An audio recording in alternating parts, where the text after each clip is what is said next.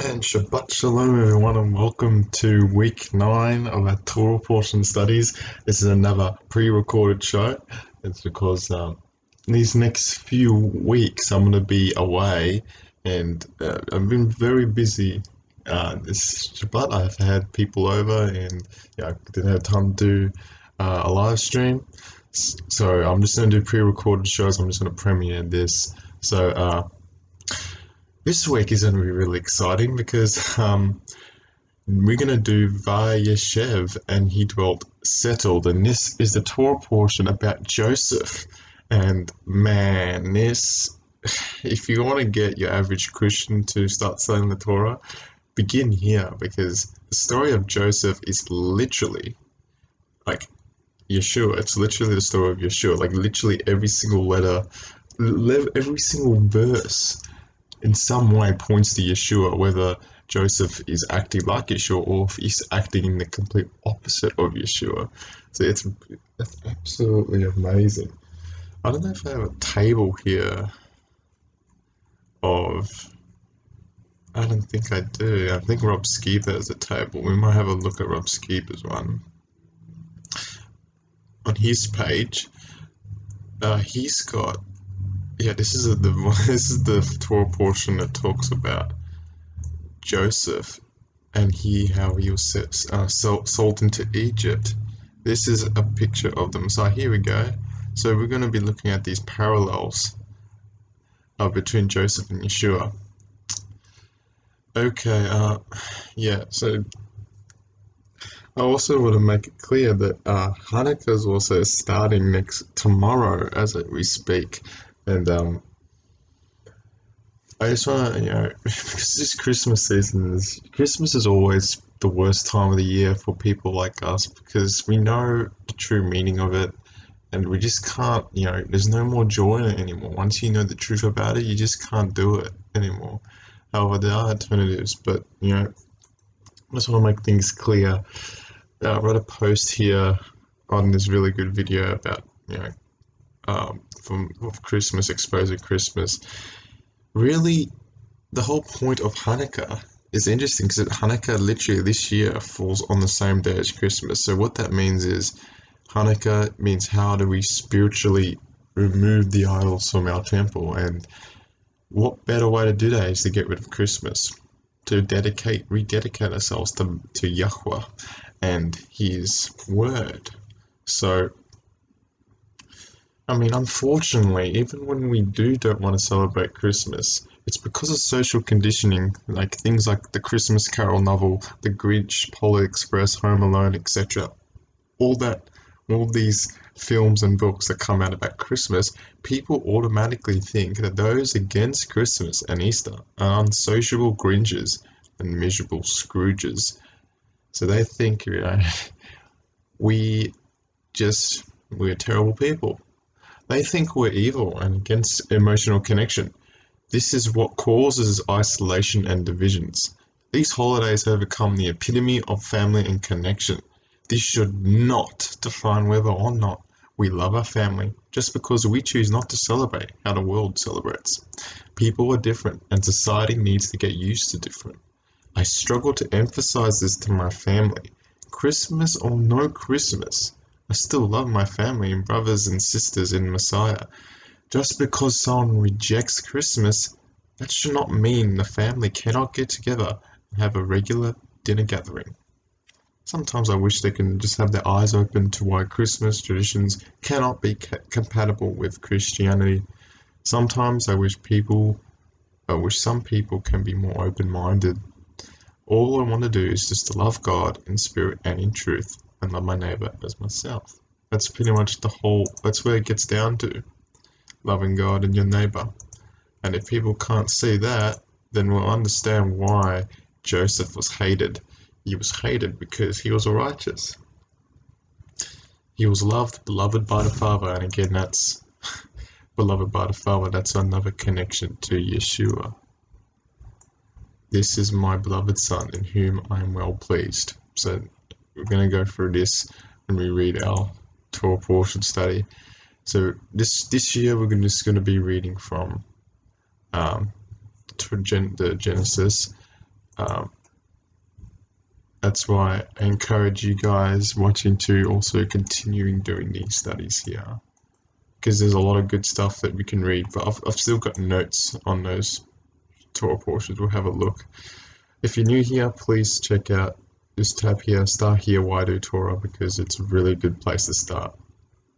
Okay, so let us begin in Genesis 37. So Jacob dwelt in the land in which his father had been a stranger and a sojourner in the land of Canaan. This is the history of the descendants of Jacob, and this is Jacob's line. Joseph was, when he was 17 years old, was shepherding the flock with his brothers. He's a shepherd. Yeshua is the good shepherd. There's a connection. In the flock. Oh yeah, I want to talk about this, how he's 17 years old, and that's funny because I was saved at 17 years old, so I think there's, I can connect to Joseph in this way. He was shepherding the flock with his brothers. The lad was with the sons of Bilhah and Zilpah, so he was only with those brothers. He wasn't with all his brothers and sisters. Well, his brothers, I should say, because Dinah was the only sister, but yeah, so his father's secondary wives, the concubines, and Joseph brought to his father a bad report to them. This is slander. We're going to talk about that. And speaking of slander, I just posted a new video. This video here, a conspiracy theory slander. So this is a mirror from JP from the Way Biblical Fellowship. It's something to consider, because man, if this is true, then we're all guilty of slander. What if I told you that those brain-house guys in control of our laws are deceived to think what they're doing is good? Do we truly understand the seriousness of making conclusions from speculative information? Do we sit back, evaluate, and think about these certain things? Brother JP made me think about it, and I think Yahuwah is trying to reveal to me the need to be more careful about these things. It has truly convicted me, this mirrored video from the Way Biblical Fellowship. I might have been a slanderer. Truly I repent. The Bible says slander is one of the worst of the 7 deadly sins. Do we truly understand the extent of thinking everyone in power is evil as being slander? Do we know what people like Kanye West and Rothschild know? Is the manipulation of Satan to make these people think what they're doing is good? Are the people at Bohemian Grove just suffering from a warped reality? Do we have the right to judge them as being completely and deliberately in on it? Though there may be a few evil members of the Cabal out there, but we cannot strike a broad stroke on everyone in the first and second beast systems. Is this a result of having limited information? My answer to you is, God let this happen, and all things out of our control, like rebelling against the New World Order, is in God's hands. He knows the beginning from the end. Ephesians 5:11-12 says, take no part in and have no fellowship with the fruitless deeds and enterprises of darkness, but instead let your lives be so in contrast as to expose and reprove and convict them. For it is a shame even to speak of or mention the things that such people practice in secret. Notice this, it is a shame to mention things practiced in secret. It seems to be a contradiction, but really it's not. It's saying you can expose darkness, but how do you do that? Let your lives be in contrast to it. So how do we expose darkness? By walking in righteousness, by walking in Torah. That's how you expose the darkness of the world, because you contrast your life to the darkness. You don't have to go and do an expose video on the latest Kanye West teaching or music video and go, see, satanic symbols everywhere. No, that's not how you expose darkness. You expose darkness by walking in the light. Titus 3:1-2 says, remind people to be submissive to their magistrates and authorities, and to be obedient, to be prepared and willing to do any upright and honorable work, to slander or abuse or speak evil of no one, to avoid being contentious, to be forbearing, yielding, gentle, and voluntary. I don't know if I said that right. And to show unqualified courtesy. So it's saying, if you're not respecting the authorities, and you're not respecting God. I am now going to be more careful when it comes to things dealing with conspiracies. I'm not denying that there's an evil elite, but remember, we wrestle not against flesh and blood, but against principalities and powers and the rulers in high places. We only believe in conspiracy facts. We fight the New World Order without aggression, but by following the commandments of God. That's how we expose the darkness, by walking in righteousness. We are to not attack them, but they bring the fight to us because we walk in we walk after Jesus. After all, vengeance is his. He is the rightful judge. So please check out this video. This is really eye-opening, this teaching from JP. Really check it out. It's about, we could be all guilty for slander, being one of the worst of the sins. So anyways, back to the parsha. We're going to be talking about Joseph. Joseph was responsible for slander. So a bad report, so that's slander. Now Israel, that's Jacob. Maybe if Jacob is known as Israel here, he's doing something spiritual. And look, this verse is very messianic. Look, so Israel loved Joseph more than all his children. He's beloved by the Father. I just read that. Because he was the son of his old age, and he made him a distinctive long tunic with sleeves, anointed by his father, coat of many colors. Yeshua anointed as Messiah ben David. But when his brothers saw that their father loved Joseph more than all of his brothers, they hated him and could not say peace in friendly greeting to him or speak peaceably unto him. Brothers hated him. Yeshua was hated without a cause. John 15:25.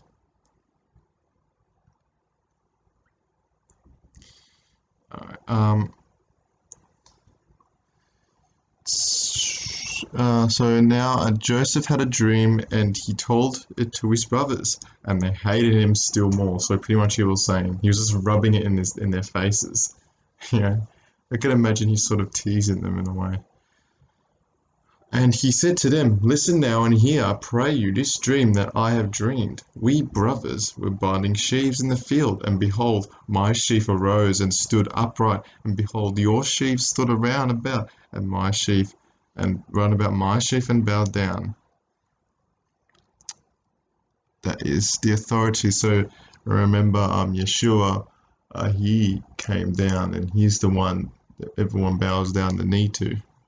Everyone bows down to his name, to Yeshua, Yehoshua, or whatever you want to call him. And they said to them, read that. Alright, and his brother said to him, shall you indeed reign over us? Brothers refused his rule. We do not want this man to rule over us. Luke 19:14. Or are you going to have us as your subjects and dominate us? And they hated him all the more for his dreams and what he said.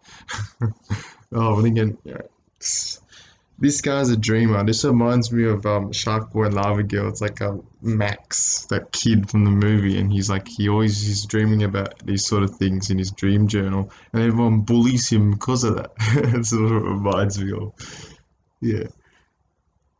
So Joseph is they're mocking him because of that, because Joseph is actually slandering them, and he's going to reap what he sows. We're going to see that all these characters are going to come face to face with themselves, and they're going to repent. When they come face to face with themselves with their own ugly character, they're going to realize and go, okay, I'm going to repent.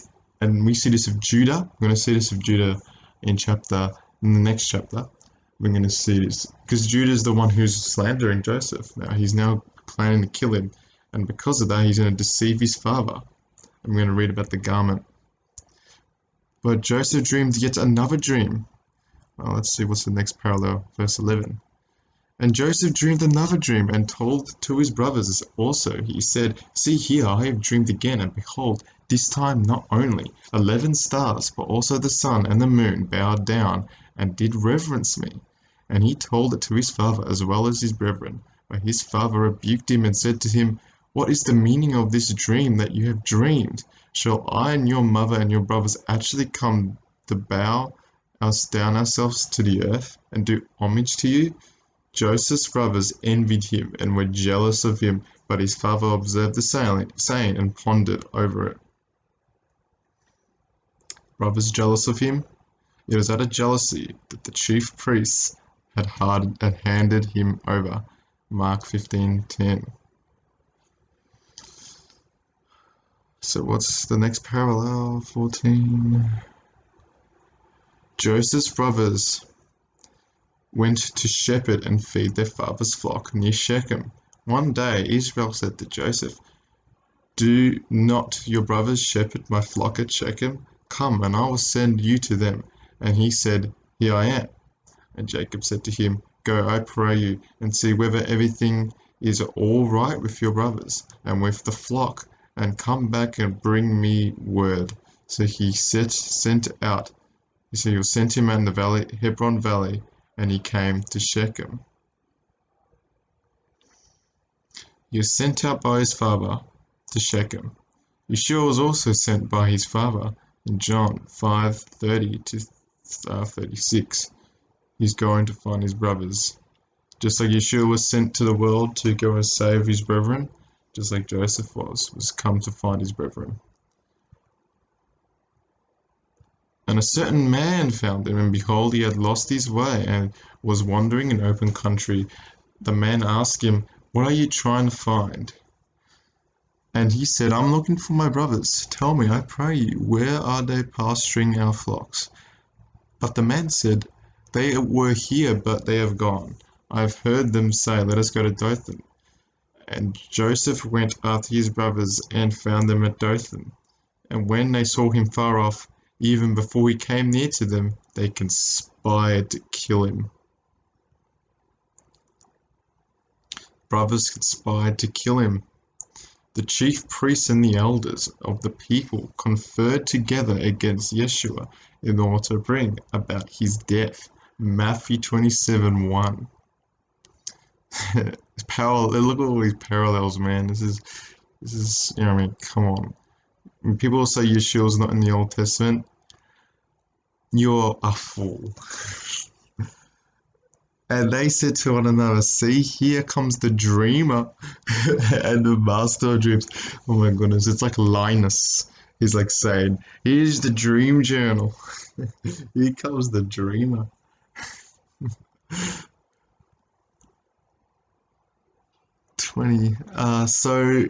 So come now, let us kill him and throw his body into some pit. Then we will say to our father, Some wild and ferocious animal has devoured him, and we shall see what will become of his dreams. It reminds me of the Shark Boy Larvae. They bullied the kid because of his dreams. Brothers disbelieved in him. Yeshua's brothers did not believe in him in John 1:11 and John 3:18. Now Reuben heard it and delivered him out of their hands by saying, Let us not kill him. And Reuben said to them, Shed no blood, but cast him into the pit or well that is out there, or some well that is out there in the wilderness, and lay no hand on him. He was trying to get Joseph out of their hands in order to rescue him and deliver him again to his father. Reuben is like Pontius Pilate. You know, Pontius Pilate said, I see no fault in him. And the Jews were like, Crucify him and all that. Yeah, Reuben's the Pontius Pilate. When Joseph came to his brothers, they stripped him of his distinctive long garments he was wearing. Stripped of his robe, Yeshua was stripped of his garments and made to wear a scarlet robe. And also he was stripped of that scarlet robe when he was at Golgotha. And they cast lots. Cast lots. Matthew 27:28. And then they took him and cast him into a well-like pit, which was empty, and there was no water in it. Cast into a pit, Yeshua spent 3 days in the heart of the earth. Matthew 12:40. And they sat down to eat their lunch, and when they looked up, behold, they saw a caravan of Ishmaelites, mixed Arabians. That's interesting because this translation actually amplifies the original language. So it says Ishmaelites. They're pretty much Arabians. So that's interesting. It's an interesting translation. Coming from Gilead, with their camels bearing gum of the Samactree balm and myrrh, or ladanum, going on their way to carry them down to Egypt. Brothers ate a meal while Joseph was in the pit. The brethren ate the Passover while he was in the grave. John 13:1. Interesting. And Judah said to his brothers, "What do we gain if we slay our brother and conceal his blood? Come, let us sell him to the Ishmaelites and Midianites, those mixed Arabians who approach him. Let not our hand be upon him, for he is our brother and our flesh." And his brothers consented. And then as the Midianites and Ishmaelite merchants were passing by, the brothers pulled Joseph up and lifted him out of the well, and they sold him for 20 pieces of silver to the Ishmaelites, who took Joseph captive into Egypt. 20 pieces of silver? I thought Yeshua was sold for 30 pieces of silver. But wait. Back then, this is around 17... Where's the timeline? So Joseph was sold to Egypt in 1798 BC. Yeshua's crucifixion took place in 30 AD, so that's a long time. So you would think this is the same price for a woman. 30 pieces of silver is the price for a woman in the Torah. So back then in Joseph's time, it was 20 pieces of silver. So it appears it gotten $10 more expensive by the time of Yeshua. So it's the same amount for a woman, but it's just the currency was lower. The price was lower back then. But notice they took him out of the pit. Joseph was raised from the pit, and Yeshua also rose from the grave in John 20. He was made a slave. In Matthew 26:15 and Philippians 2:7, Yeshua was made. He came in the flesh. So he took off his regal authority and came down as man. He was taken to Egypt to avoid being killed. And Yeshua was taken to Egypt to avoid the evil of Herod. Matthew 2:13. Then Reuben, who had not been there when his brothers plotted to sell the lad, returned to the pit. And behold, Joseph was not in the pit, and rent his clothes, just like when the women came to the tomb and it was empty. He's risen. Yeah, he's risen. It's a resurrection. Yeshua is literally all over this. And he rejoiced. And he rejoined his brothers and said, "The boy is not there. And where shall I go to hide from my father?" Then they took Joseph's distinctive long garments and killed a young goat and dipped the garment in blood. Wow, that's significant because the only garment dipped in blood is Yeshua's garment in the second coming, when he will be stained with blood when he comes and destroy the Antichrist's armies. So again, another connection to Yeshua, but there's a second one here. So his robe was covered in blood. His robe was covered in blood, as well. He had the scarlet robe as well. When he was about to be crucified in Mark 15:17. So And they sent the garment to their father, saying, "We found this. Examine and decide whether it is your son's tunic or not." So Judah is one in charge here, and he's the one deceiving his father, because now Jacob's showing what he did. Because remember, Joseph in the last Torah portions, he deceived his father, Yitzhak, with a garment to think he is Esau. Now he's suffering the consequences of that sin of deception by his son deceiving him with the garment of Joseph, thinking he is dead. So sin has consequences. And he said, "My son's long garment." An evil wild beast had devoured him. Joseph is without doubt rent in pieces. And Jacob tore his clothes and put on sackcloth and mourned many days for his son, just like Yahweh the Father mourned for his son Yeshua when he was going to be crucified. There's so many parallels. It's ridiculous. This is like the most messianic Torah portion of all time. I mean, I bet you when Yeshua was on the road to Emmaus, he was, talking about Joseph. Like, "Oh, Joseph, yeah, that's me. Yeah, man, you can imagine the heartburn from the people on the road to Emmaus. I want that heartburn. I mean, that's, wow. And all his sons and daughters attempted to console him, but he refused to be comforted and said, "I will go down to Sheol, to the place of the dead, to mourn my son." Because Sheol is where Yeshua went. He went to Sheol to declare victory, and then he went to the fallen angels as well.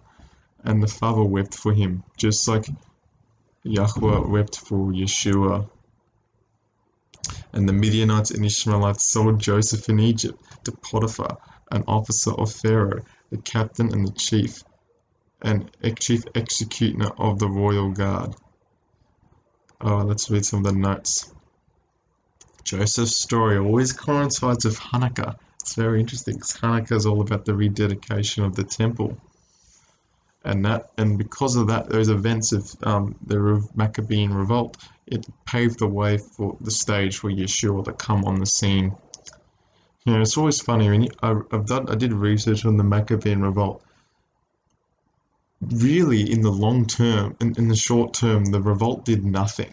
All it really did is just cause a lot of Jews to really just not follow Hellenistic traditions, and because of that, it led a lot of the military leaders to become high priests, rulers of the area, and because of that, the Hellenistic Seleucid kings gave them authority, and because of the authority they allowed them to have, they slowly became Hellenized again. So in the end, the Maccabean revolt was null and void, because after Simon the high priest, all these key line of kings that came after that, they were all Hellenized again. So it did nothing. But ultimately it gave way for the Pharisees and the Sadducee systems that come about, which would be the system and institution which Yeshua would be completely against. All right. The language of verse 2, when we read in verse 2 about the genealogies, and it talks about the history of the sons of Jacob. Verse 2 of the genealogies of Jacob, Joseph is the first one mentioned, which is interesting. He is instantly the second son and instantly mentioned. This highlights Joseph's importance, so the reader can know this Torah portion will appeal to him and be about him. So that's an interesting way to highlight that Joseph is important. The root word means, for the root word for the long coat Joseph got, in Hebrew means the palm to the hand and foot. The long coat has sleeves that reaches to the hand and feet. Now, the hand and feet, what does that remind you of? The nails that went into Yeshua's hand and his feet. So again, Jesus Christ foreshadowed 2,000 years before. Again, it's so deep. It's not just the parallel on the parallel that we read just now, but it's also deep in the Hebrew language. There's parallels to Yeshua. So the culture of a colored coat represents royalty and wealth in Israel. So having a colored coat back then means you are of upper class status, and color and vibrance gives authority. So yeah, so pretty much if you striped colored coat back then, they would ultimately respect you. They know that you have authority, and because of that, every patriarch wore a long robe as a symbol of this authority.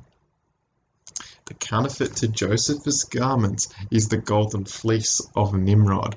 So Nimrod had his own garments, which he got from the Ark of Noah, carried it down from Adam.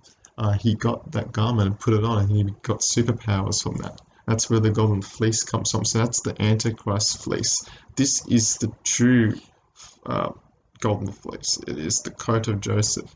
So that's an interesting parallel there, contrast. Why is Joseph at his prime, 17, and not working like his brothers, like his older brothers? Anyone who had vibrant robes had respect and did not do as much work. So Jacob gives Joseph his robe of authority. This is why his brothers hated him. Or one of the reasons why, because they hated him because he had this privilege.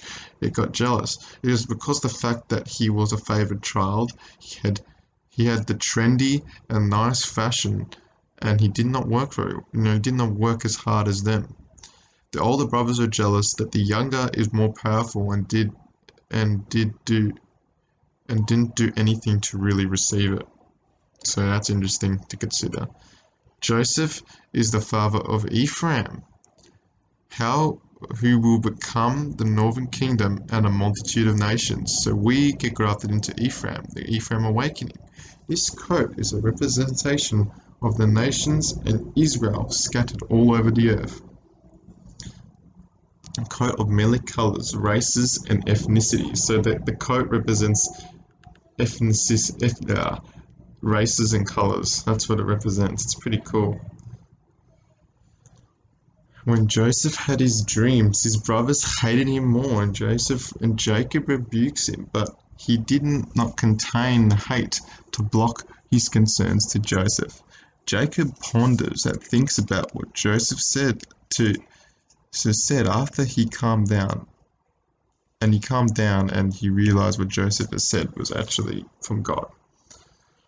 Now, Joseph actually slanders his brothers. So we're going to read in Proverbs 26, 22, 27. The words of a whisperer or slanderer are like dainty morsels, or words of sport to some, but others are like deadly wounds, and they go down into the innermost parts of the body or of the victim's nature. So they seem nice, dainty morsels, words of sport. So on the surface, they seem like, oh, that sounds interesting, because everyone naturally has a desire to be involved in slander, like conspiracy theories. Burning lips, uttering insincere words of love, and a wicked heart that are an earthen vessel covered with the scum thrown off from molten silver, making it appear to be a solid silver. So it's deceptive. He who hates pretends with his lips, but stores up deceit within himself. When he speaks kindly, do not trust him, for 7 abominations are in his heart. That is the 7 deadly sins. Very bad. Though his hatred covers itself with guile, his wickedness shall be shown openly before the assembly. Slander is like leprosy. In the leprosy Torah portion of Leviticus coming up later this year, we're going to speak about how leprosy is connected to slander. So this is leprosy in the spiritual sense. So yeah, it's bad. It spreads really. Slander is like going on top of a roof on a windy day on a building and getting a pillow and cutting it open and let the feathers fly out from the wind.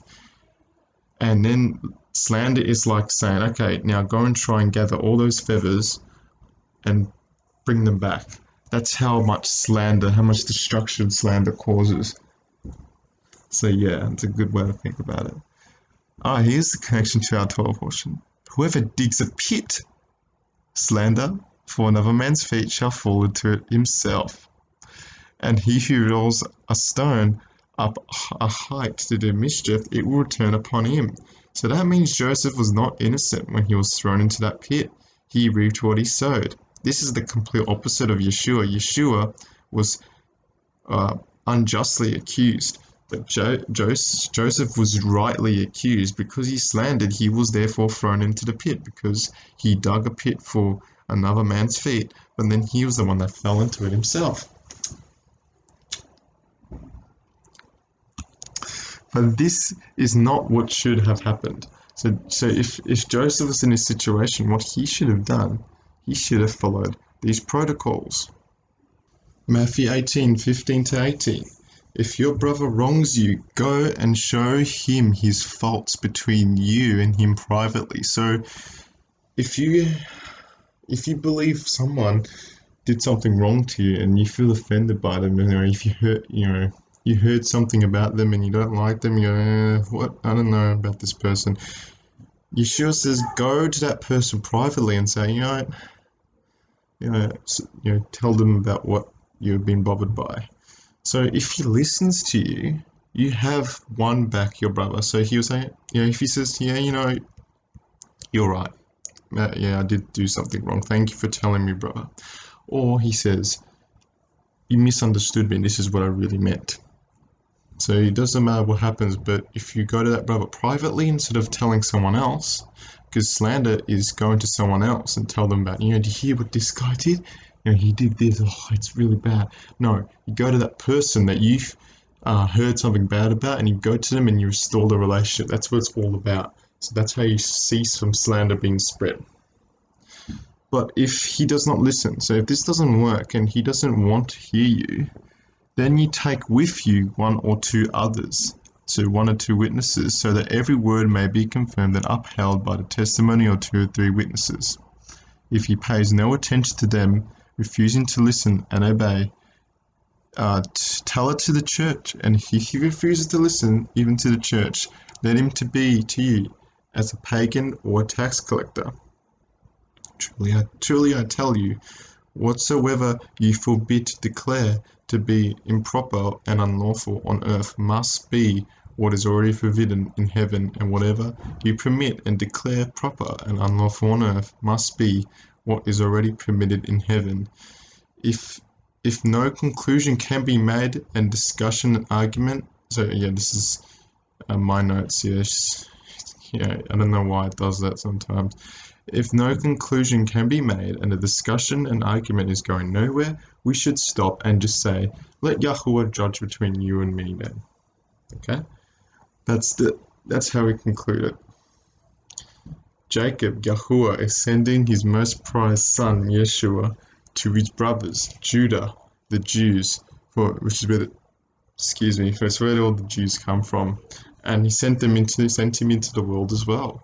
The brothers, of course, hate Joseph, just like Yeshua was hated by the Jews and his own brethren. Joseph, just like Yeshua, was out of the protection and glory of the house of his father, and he went into the carnal realm. So that's interesting what that represents.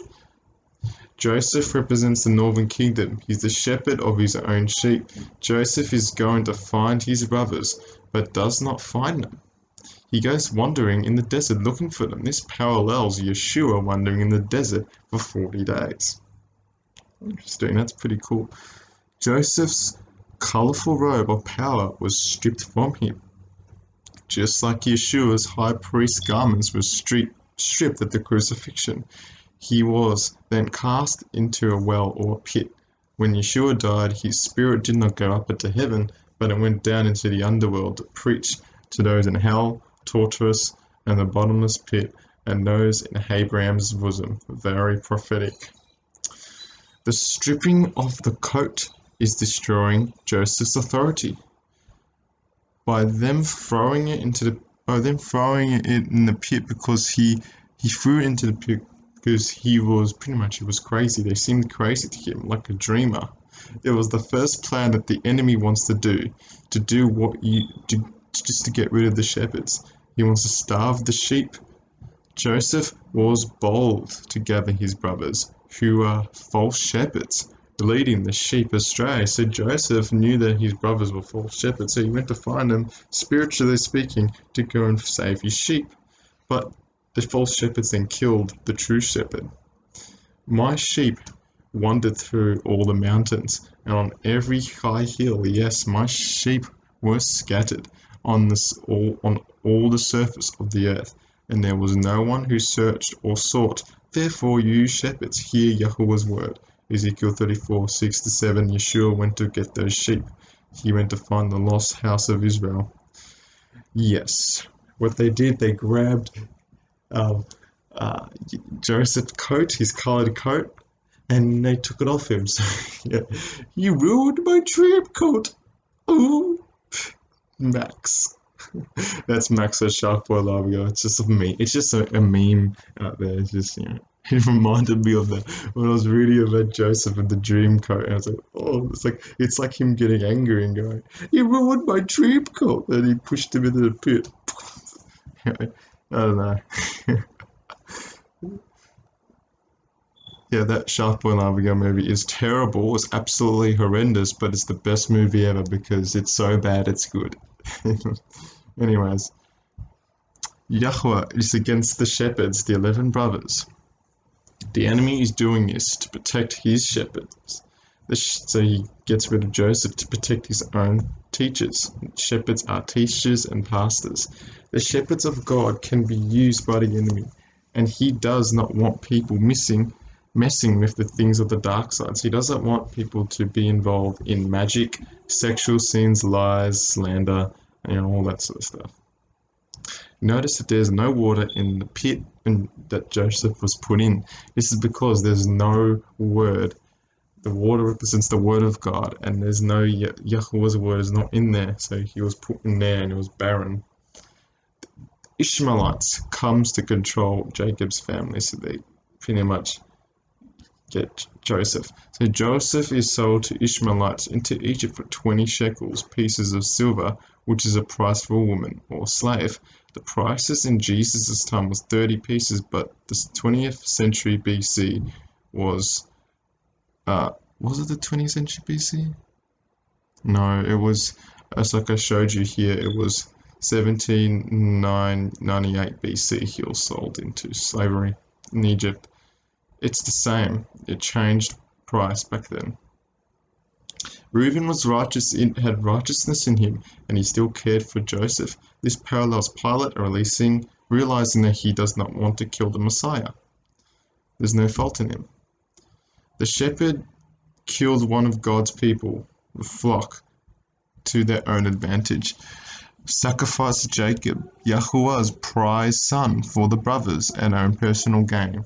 So they killed the Messiah thinking that they're doing right, but they killed the Messiah thinking that it's good, but they just killed Yahuwah's prized son, so they become reprobates as people now. Jacob mourns for his son as Yahuwah mourned for Yeshua as he was killed and pierced. The story continues then in chapter 38, when it talks about Judah's complicated affair with Nephilim. We're going to talk about that soon. And it's going to talk about really X-rated stuff. Okay, guys? So, yeah, if you have kids watching, make sure you get them out of the room, because there's some pretty, it's reality, guys. This is a hot mess we're going to get into. And this is, you read this, man, this is what it takes to produce the seed of the Messiah. This is the seed war, and this is the consequences of Judah selling Joseph into slavery and deceiving his own father. This is the consequences of that. He's now going to have Nephilim children who are going to be killed by Yahweh, and there's going to be a complicated sexual relationship, and it's going to be quite ugly. So we're going to read that later. So what I'm going to do, I don't know if okay, we'll cover this later. Okay, I'll highlight it and we'll go back. So first we'll go and read the motif of the garments. The motif of the garments and the goats in the context of deception are seen in this Torah portion. But this is a motif that appears throughout all these last few Torah portions we're reading. the motif of garments and goats, a deception. Because what is that?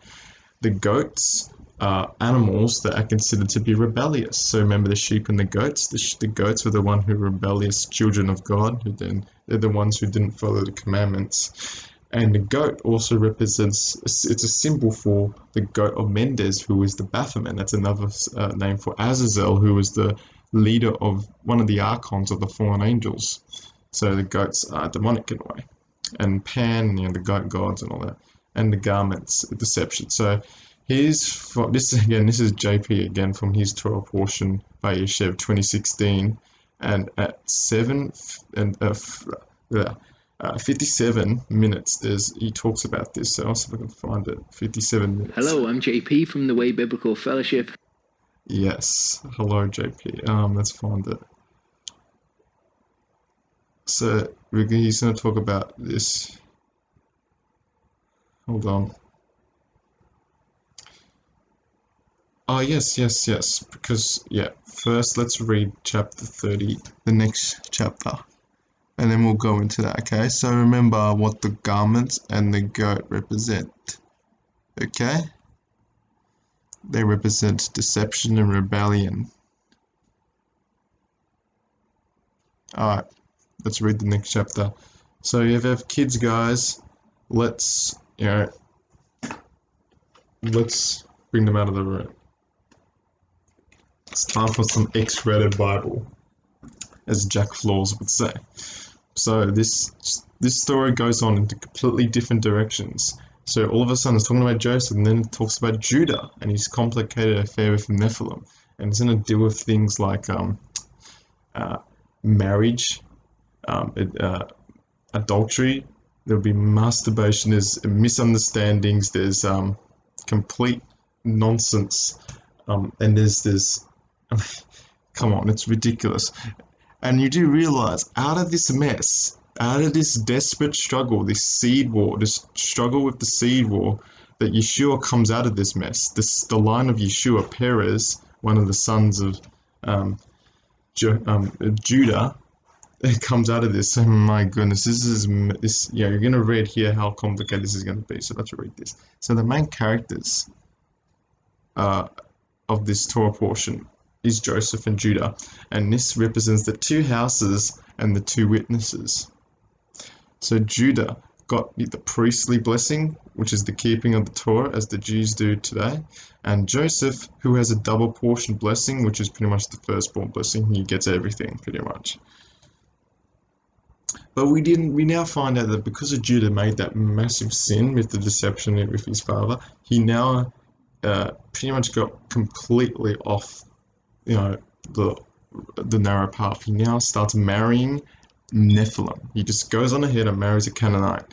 No, that's like a no-no right there. That's the worst thing you can do. So because of that, you're gonna get something bad. So let's read it. All right. At the time, Judah withdrew from his brothers, so that could have a numerous of meanings. That could mean like he was cast out because of his sin, or he fell short and he started to backslid for a bit, and he just withdrew from his brothers and went to lodge with a certain Adullamite named Hira. There Judah saw and met the daughter of Shua, a Canaanite, so a Nephilim, and he took her as a wife and he lived with her. So compromise, not good. And she became pregnant and bore a son and called him Hello, Sounds like a weird name. And she conceived again and bore a son named Onan. Nephilim. Nephilim. Onan, Nephilim. Half Nephilim, anyways. Again, she conceived and bore a son named Shelah, which is another Nephilim. They were living at Cherazib when she bore him. Now Judah took a wife for his firstborn, and her name was Tamar. Tamar is very special here. She is not related to the Canaanite. And we're going to see how this is important. This is, Yahweh's. I can see this cosmic chess match in this situation here. Satan is trying so hard to corrupt the seed of the Messiah, but God's like, I don't think so. And then I can see this throughout this situation is really intense. in the spiritual cosmic seed war. Wow. Now Judah took a wife for his firstborn name was Tamar, and Judah's firstborn, was wicked in the sight of Yeshua, and Yeshua slew him, so he died. So again, that's the consequences of Judah's sin, because he decided to get rid of his father's beloved son, Joseph. Now his sons are going to be killed like that. And it's interesting how they Nephilim. So again, God can justify. He says, well, they weren't human in the first place, so I could still kill them. And because of that, you're going to suffer from the sins that you committed. You're going to reap what you sowed. So it fits so perfectly how it works in the picture. You know what I mean? So God's not killing someone because of, just because of he's killing someone. Because one, they were Nephilim, and two, because Judah is coming face to face with his sin. It's for Judah to turn back and to repent. This is what this it's all about. Okay? So Judah's firstborn was killed. Then Judah told Onan, marry your brother's widow, live with her, and raise an offspring for your brother. So what it is, Onan, in the Torah it says, all right, if you have a family and you have multiple brothers, and the older brother marries a woman, but that brother dies before he can have seed to produce the offspring, then the second born brother then goes and marries that original wife to produce the offspring. So that's what they do here. It sounds weird in our culture, but that's what they did back then. But Onan knew that the family would not be his, so when he cohabitated with his brother's widow, he prevented conception. So he spilt it on the ground. So technically, that's what he did. He pretty much masturbated. Lest he should raise up a child for his brother. So yeah, because of that, people say, because of this, he died because he prevented the conception. Well, one, maybe that's true, but you have to think on the big picture here. Why did Onan die? Because one, he wasn't human. So no, you're not going to put that Nephilim seed in Tamar. There's no bloody way you're doing that. So get out. So again, he did this again. That not having the intercourse with her was actually for the good. So the Messiah seed can come through that undefiled. So again, he died for a reason. He didn't just die because he masturbated. Like people say, it's like, no, it's not as simple as that. It's more complicated. Anyways, out of that mess, he died because of that. And then Judah said to Tamar, okay, his daughter-in-law, okay, remain as a widow now, your father, and remain in my father's house till Shelah, the youngest of the son, is grown. So for he thought, lest perhaps Shelah would marry her, he would die also, as his brother did. So what he did is like, okay, something is going on here. Tamar seems to be cursed. So I'm like, I'm not going to get my son to marry her. So, Tamar, you be a widow for the rest of your life. And he didn't tell her that he didn't tell her that he didn't want to take Shelah as her husband. So she's deceived, and because of that, we're going to get into another sexual mess. And we're going to read this here, and this is how, because of this mess, Yeshua comes from this adulterous relationship. It's quite insane if you think about it. And then you think about it, it's like, this is how God works through our lives. He works through even the worst situations. Like the worst situations you could think, God is working and always doing something for the good. He knows the beginning from the end. To us it seems like, what is this? How is God in this situation? Like, how? It's like the most insane, crazy situation, and yet God, everything that happens is for the good. Everything is part of His plan. So this is what's so amazing about this, the most messy human situation you can get into. These affairs that you go into. So what happened here? Yeah. But later Judah's wife, the daughter of Shua, died, and when Judah was comforted, he went up to the shepherd shearers at Timnah with his friend Haran the Adullamite. And then it was told Tamar, listen, your father-in-law has gone up to Timnah to shear his sheep. And she put off her widow's garments and covered herself with a veil, wrapped herself in disguise, and sat in the entrance of Anam, which is the road of Timnan. And she saw that Shelah was grown, and she was not given to him as a wife. When Judah saw her, he thought she was a harlot or devoted prostitute under the veil of her goddess. Oh, that's interesting. This is in the translation. Under the veil of her goddess. So because she appeared to be a prostitute, he thought she was a pagan. That's so interesting. And this is Tamar, right? So again, we're going to deal with the deception and the clothes, the garment, and the deception. We're going to read about that motif that kind of appears throughout these Torah portions. And this is the sins of Jacob affecting his son's life. So remember, think about the sins you commit in your life.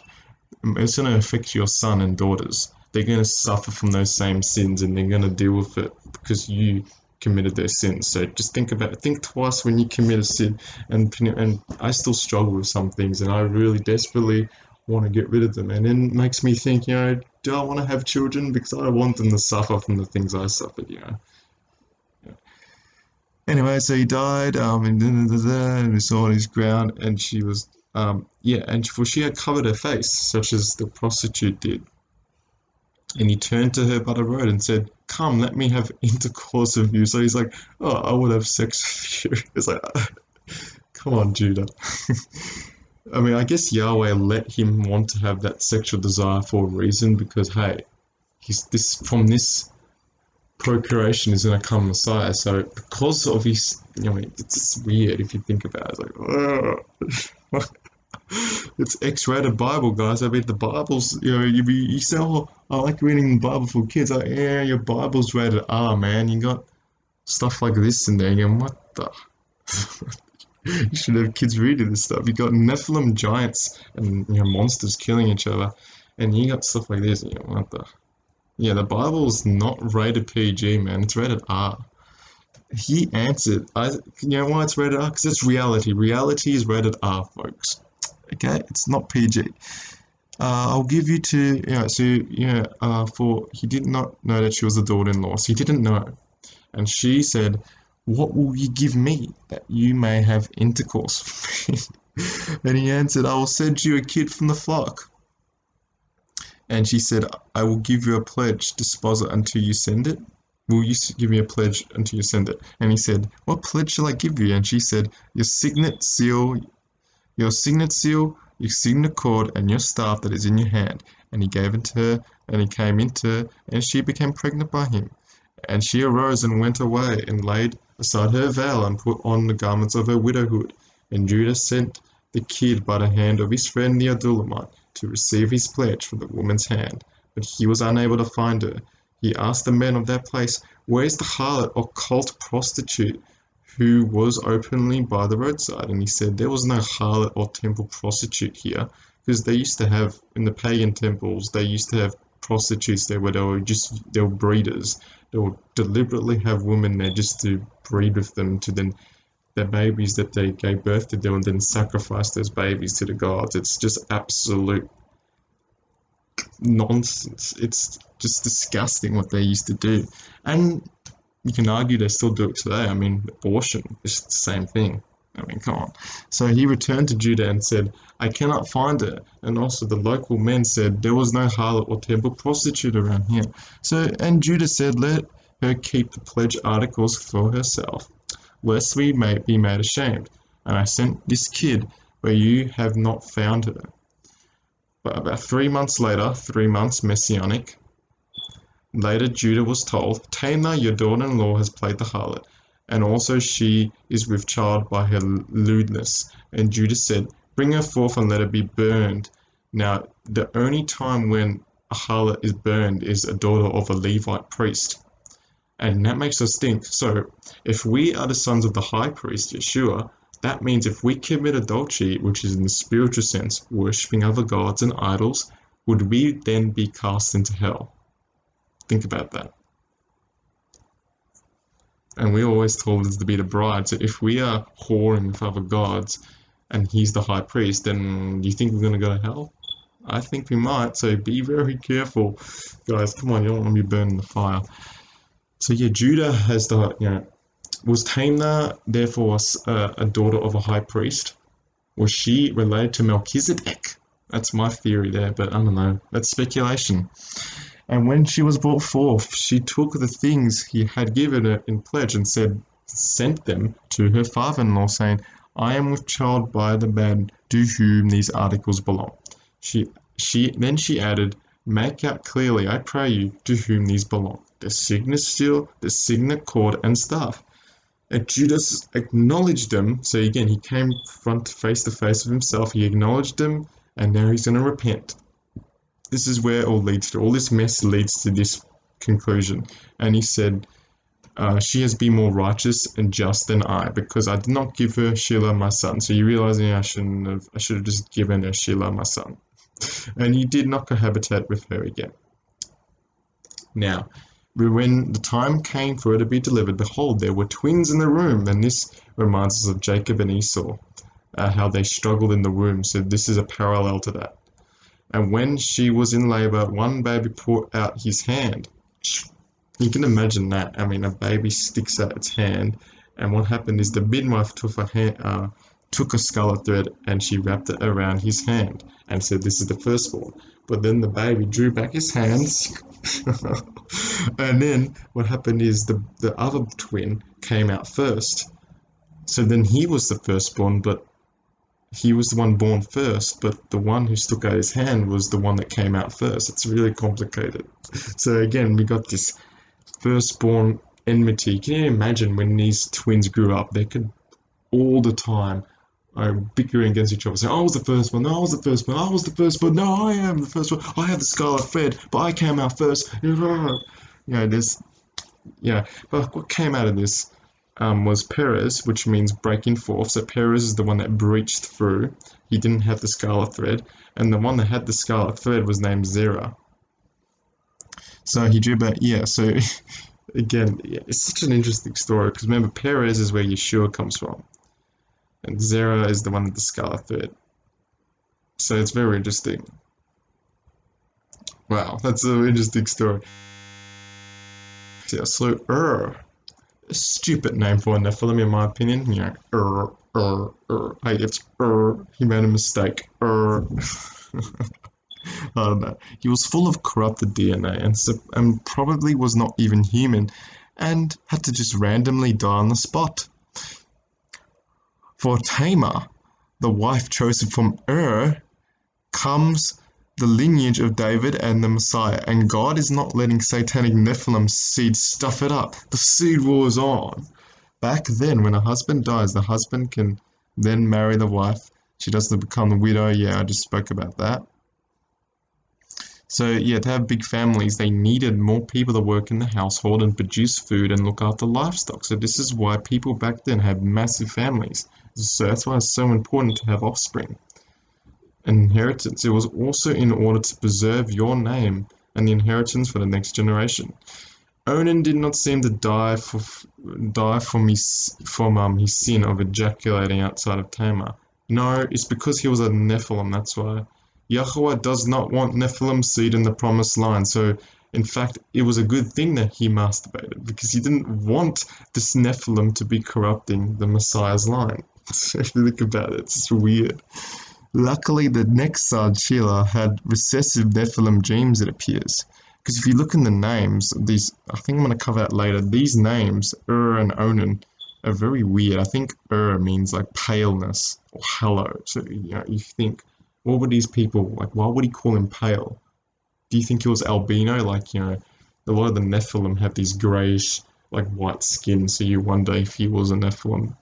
Shelah has an interesting name, so some say he might have had recessive Nephilim genes. So maybe because of this, the problem was Shelah was too young to marry and have sex with Tamar, so she unfortunately had no choice but to become a widow. Because of that, she was then shunned because of this. When Shelah grew up to the age to be married, Tamar was too old to conceive, so it's a massive predicament, and she had a less chance of having a child. All hope seems lost, and Satan must have must have been having a ball here at what seems like a checkmate in the cosmic chess match, but desperately, in order to have her child Tamar, dresses up as a harlot to sit on the street side, and Judah unknowingly saw her, lusted, and laid with her. This is how Messiah's seed was preserved. Judah, so in you read this, you felt Judah actually fell morally. He broke the lesser commandments to do greater ones, just like Esther did. So Esther did the same thing Judah did. So our mistakes always have consequences, even if they are bad in the short term. But remember, they all have long-term consequences in the end, our sins. This is what this teaches us. So this always fulfills Yah's promise for the Messiah. Now, let's watch the video of JP. So remember the motif of the garments and the goats, which is a symbol of deception. So we'll watch this video from JP, and I don't know if the sound works. I think it does. So and she was not given to him as a wife. Yehudah saw her and reckoned her for a whore, for she had covered her face. So she decides that she's going to deceive Yehudah at this point. But the way that she does it is very interesting. Okay, she takes off her attire. She covers herself differently. When Yehudah sees her, he thinks that she is a prostitute. And this should remind us of what Yaakov did in deceiving his father Yitzchak. Okay, this is again reaping what was sown. Okay, we see the same sort of wording used here. And Rivkah took the best garments of her elder son Esav, which were in the house, and put them on Yaakov, the youngest son. And she put the skins of goats on his hands, on the smooth of his neck. And she gave the tasty dish and the bread which she prepared into the hand of her son Yaakov. Can anyone remember what the tasty dish was? What meat it was that was presented to her? Goat. Okay, so here we've got the presence of goat a couple of times. The garments and the goat. Okay, this will become a theme in these stories of deception. Genesis 29, verse 25. Okay, we've got Yaakov reaping what he sowed there. Okay, it came to be in the morning that, see, it was Leah. Okay, instead of Rachel that he married. Again, he was deceived. Okay, presumed that she was dressed differently. Okay, and it deceived by what he saw. Just like what we just saw in Genesis 37, verse 32. And sent the long robe and brought it to their father Yaakov and said, "We have found this. Please look, is it the robe of your son or not?" So he was deceived by a garment. What was the robe dipped in? He was dipped in blood. Oh no, it's buffering. Internet is playing up. Sorry guys. Okay, so the answer to that question, he was dipped in blood. Goat's blood. That's the answer. So by a garment. What was the robe dipped in? Goat's blood. Dipped in blood. The blood of a goat. So we've got a garment and a goat being used again to deceive. Revelation 3, verse 9. This is probably one of the most common themes in Torah, this idea of being deceived by the garments, okay, which started at Yaakov and Esau. It ends here. This is what is particularly being pointed out to us as really, really important. Behold, I will make those of the synagogue of Satan who say that they are Jews and are not, but lie. Okay, so we've got deceit here. What are they pretending to be? They're pretending to be Jews. What the Jews are part of? They're a part of Jacob. So they're pretending to be Jacob. They're deceiving. Behold, I will make them come and bow down before your feet, and they will learn that I have loved you. Okay? So we know that this is talking about Jacob and Esau. Okay? It's talking about Jacob, and it says here, they will know that I have loved you. What does Yehovah say about Jacob and Esau? He says, Esau I have hated, but Jacob I have loved. These people who are coming and deceiving and saying that they are Jacob, but they're not, okay, I will let them know that I have loved you. This is what is being pointed to is incredibly, incredibly important. Charlie went through it in Torah portion Dwelt. Okay, if it's not clear exactly what we're talking about here, how Esau will deceive and pretend to be Jacob, I recommend going and watching that Torah portion. So this is something that is very important to Yehovah's heart. And he turned aside to her, by the way, and said... So, yeah, very interesting. Deception and the cloak are interrelated. Anyways, let's move on. Judah finds out how he had intercourse, who he had intercourse with, and he is furious that Tamar is pregnant because she made him commit adultery. He sacrifices a sheep of God to do this. So remember, he takes that sheep to give to her.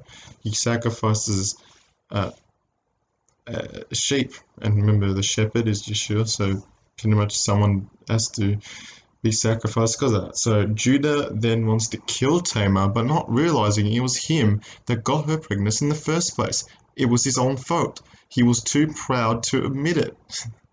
It's the pride of being a patriarch, the hubris, I guess. Judah justifies his actions with the Torah for his sins. He's like, oh, but the Torah says this, he's too pride. He's like, too prideful. Look at this mess Judah got himself into. The moral of the story is, do not marry Nephilim. Do not marry Canaanite. That's what it's all about. Alright, so 38 paints Judah in a terrible light. This all foreshadows, all the forefathers were just as flawed as we are. So that reveals to us that, remember, these guys didn't even have the written Torah. They didn't even have a Bible. So they were just being told from oral tradition what to do as being righteous. They didn't have the written Bible like we do today. So they made a lot of mistakes, and they can be justified. Okay, but they didn't know. Now, since we do have the Torah, we know, so we are more accountable. So we need to be careful. So when we read stories like this, we can read in the Torah and say, okay, what was the right situation that should have happened? We read the Torah and it should have said, okay, Judah shouldn't have, if Joseph was slandering, what Judah should have done? He should have gone to Joseph and said, dude, what you're saying is making me hate you, and let's reconcile. That's what he should have done according to Torah, according to what Jesus said. But he didn't. So again, we have to learn from that. The meaning of, okay, here we go. The meaning of the names here. So Judah's wife, Hira, means paleness or hollowness. So remember, Hira was a Nephilim Canaanite, so she wasn't human.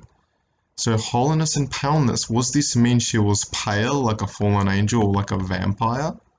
I'm just speculating, because remember, all names mean something. So when they gave birth, they would name their child what they look like. So it's like, ooh, well, paleness and hollowness, what do you think of that, honey? There's some names that are absolutely terrible, like Canaan means trafficker. I mean, what? Like, how did the parents even conceive to think they give birth to a child, and then they go, trafficker, what do you think, honey? I don't know. It's like these pretty much these children are pretty jacked up, in my opinion. You know what I mean? Okay, so the Nephilim wife Shua means depression. So possibly emotionally, or her body was deformed in a body structure similar to Akhenaten. Again, these are Nephilim, so we don't know what they look like, but interesting what the names mean. She bore which means awakening or stir up. This is interesting because got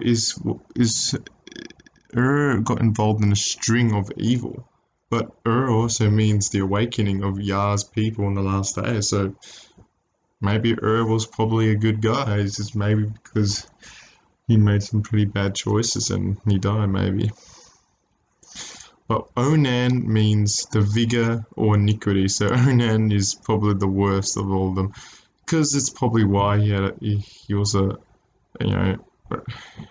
probably very sexualized in a way. Shula means quietness, request. Perhaps his Nephilim genes were turned off, being quiet, hence being quiet, and he was genetically pure and upright, probably. But Tamar means upright palm tree. In the book of Jasher, she says she was from the line of Shem, therefore preserving the seed of the Messiah. So some say she was one of the children of Melchizedek. It'll make perfect sense for Melchizedek, because that means Yeshua will be the descendant of Melchizedek, because he's the order of Melchizedek, right?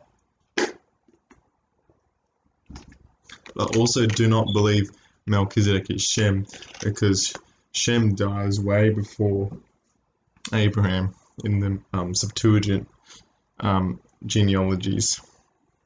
So Onan just took advantage for Tamar for his pleasure. So yeah, it wasn't about preserving the seed. He just wanted to have sexual gratification, and people will deal with that. And I was like that. I'm still struggling with that. Judah, with his wife dead and his son too young to marry, Tamar goes out to party. Because Judah goes out pretty much to party with the sheep shearers to get rid of all that nonsense. So this recurring theme of deception by garments, we spoke about this. Yeah, we already spoke about that. And we also have Esau stealing Nimrod's golden fleece, which ends up in Jericho by the time of Joshua, and Achan's sin. The signet which Judah sold and stamp is a stamp of ownership, and the cord could be related to tzitzit, which are the tassels we wear on our garments. The staff, symbol of leadership, means authority. So this is prophetic. The staff and the signet ring is prophetic, because the scepter will not depart from Judah, nor the ruler's staff from between his feet, until he comes to whom it belongs. To him will the obedience of the peoples be. So Genesis 49:10. Yeshua gave away his authority in heaven and his earthly authority at the crucifixion. He did it for the house of Israel, who was whoring like a harlot as Tamar showed herself to Judah. When Yeshua died for the whoring Israel, Judah will be led to jealousy and will hate what happens. This just shows how Judah got angry and wanted to kill Tamar. Jews get angry at the grafted in Israelites because of following Torah. This is the prodigal son. Remember how the son returns and the other son gets angry. So it's the same thing. Judah in the first century, as back in the Old Testament times when Judah sold his possessions to Tamar, he will do it again. His authority will be cut off by selling his possessions when Yeshua died for the lost sheep. It will be the harlot Israel, Ephraim, that will return the items that were thought to be lost to Judah. Judah, as in the story and in the first century, gets frustrated and angry, for he gave everything for Israel, for Tamar as well, and knew that they were not coming back. So again, Tamar represents Israel. He gave all his authority to Israel, and he gets angry because he knew that he wasn't getting that back. A normal harlot will be burned, but a priest's daughter would be burned. A priest's daughter will be burned because of that. This alludes to Judah having the Torah priestly blessing, so he knows the Torah really well. Judah wants to burn her and see his stuff which he had made him return and realize what he had done. Character of Judah develops completely at this moment, and when he falls on his face and repents. Teshuvah, this is repentance. Judah admits his secrets. He will say to Ephraim that he or she is more righteous than I in the end. So Judah will eventually realize, man, these Israelites come in the Torah, they're more righteous than me. Reconciliation, the two sticks coming together. Esau will also do the same thing with all the other Israelites afterwards. You will reap what you sow. Judah and his 10 brothers shows Jacob Joseph's robe and says, you recognize this? This brought an emotional burden on him. Now, in Judah, he put an emotional burden on himself. Tamar does the same thing when she brings the soul items of Judah to him, and when she says, do you recognize these signet seals and the staff? So again, literally, Judah's coming face to face with himself. He connects the dots between the two events, and then he repents. Amazing. The firstborn's fight in Tamar's womb represents Jacob and Esau. A scarlet ribbon. What does this mean? What does the scarlet ribbon on Zerah's hand mean?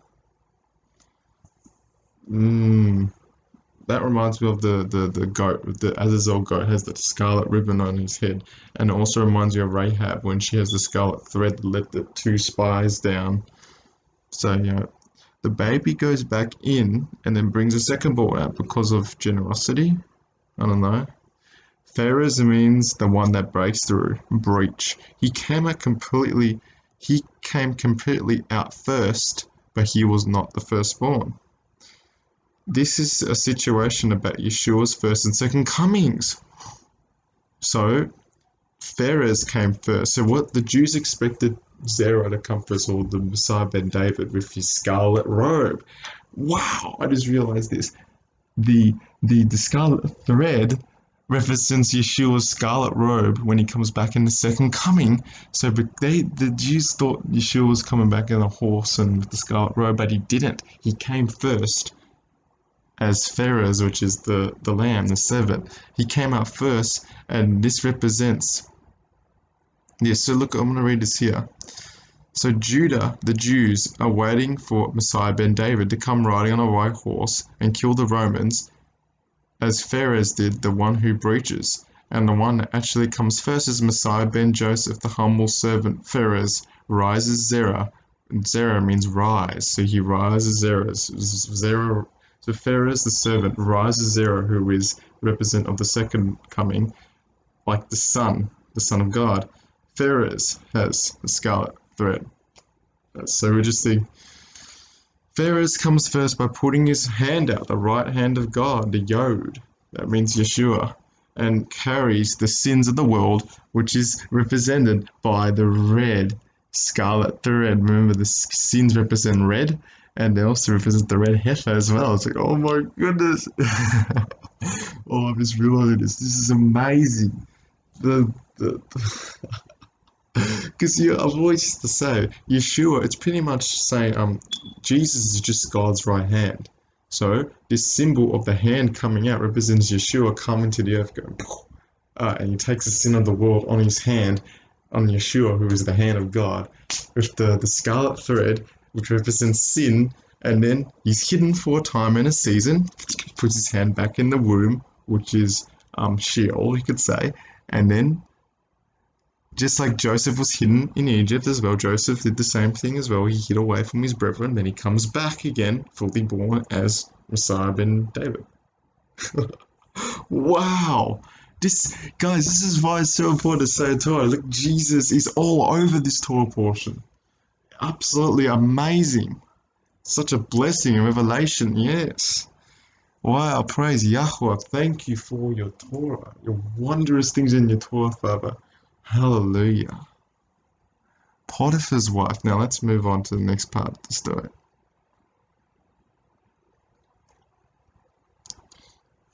Chapter 39. And Joseph was brought down to Egypt, and Potiphar, an officer of Pharaoh, the captain and chief executioner of the royal guard, an Egyptian, brought him from the Ishmaelites, who had brought him down there. But Yahuwah was with Joseph, and he, though he was a slave, was successful and prosperous man, just like Yeshua, though he was in the flesh, was successful and prosperous, because he was with God. And he was in the house of his master, the Egyptian. So the Egyptian represents the world. Just like Yeshua comes to this world, he dies for the sins of the world. And his master saw that Yahweh was with him, and that Yahweh made all that he did to flourish and succeed in his hand. So Joseph pleased Potiphar and found favor in his sight, and he served him, and his master made him supervisor over his house, and he put all that he had in his charge. From the time he made him supervisor in the house and over all he had, Yahweh blessed the Egyptian's house for Joseph's sake. So again, the heathen, those who see the light coming from us, they will be blessed because we serve Yahweh. That's what it means. And Yahweh's blessing was on all of them he had in the house and in the field. And Potiphar left all that he had in Joseph's charge and paid no attention to anything he had except the food he ate. Now, Joseph was an attractive person and fine looking. This is contrast to Yeshua. Yeshua wasn't very attractive looking physically, but Joseph was. So that's an opposite there. When after a time his master's wife cast her eyes upon Joseph, and she said, "Lie with me." Again, this is another situation to do with sex. Now, this also represents temptation, and Yeshua was also tempted as well. So that means it doesn't mean that temptation, getting tempted, is sin. It's just, are you going to follow into the temptation or are you going to reject it? So this is Joseph does what Yeshua does here. Just like Satan comes to him with the 3 temptations, Yeshua rejects it, just like Potiphar's wife. But he refused and said to his master's wife, "See here, with me in the house, my master has concerned nothing about. He has put all that he has in my care." So pretty much he's saying, Potiphar trusts me, and I can't do this because he trusts me, and I'm not going to jeopardize my position because of that.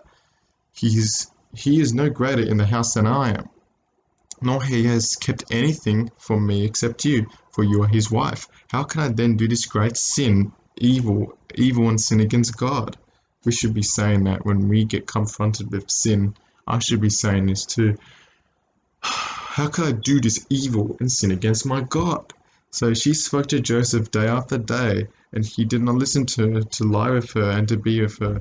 And it happened about this time that Joseph went into the house to attend to his duties, and none of the men of the house were indoors. And he caught him by his garment again. The garment again. We're going to deal with the deception. So what happens is Potiphar's wife goes to Potiphar and gets the garment of Joseph and says slander against him. And this is Joseph reaping what he sowed. Because Joseph was the one that slandered his brothers. And now he's going to be slandered by Potiphar's wife by holding up a garment, which is a symbol of deception in the Torah. So yeah, you can tell this is a literary masterpiece by Yahweh, the author, the creator God. She caught him by his garment and said, "Lie with me." But he left his garment in her hand and fled and got out of the house.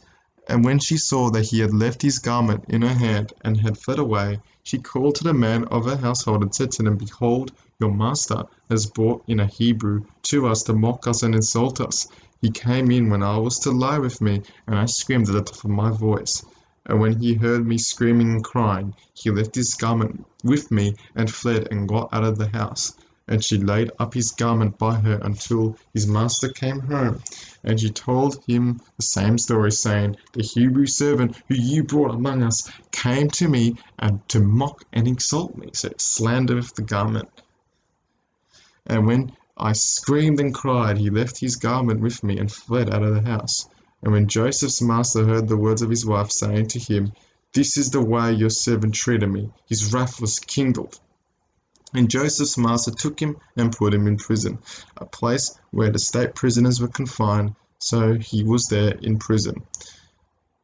Yeshua was put into prison, but he didn't have any sin. However, Joseph is reaping his sin here, so it's the opposite.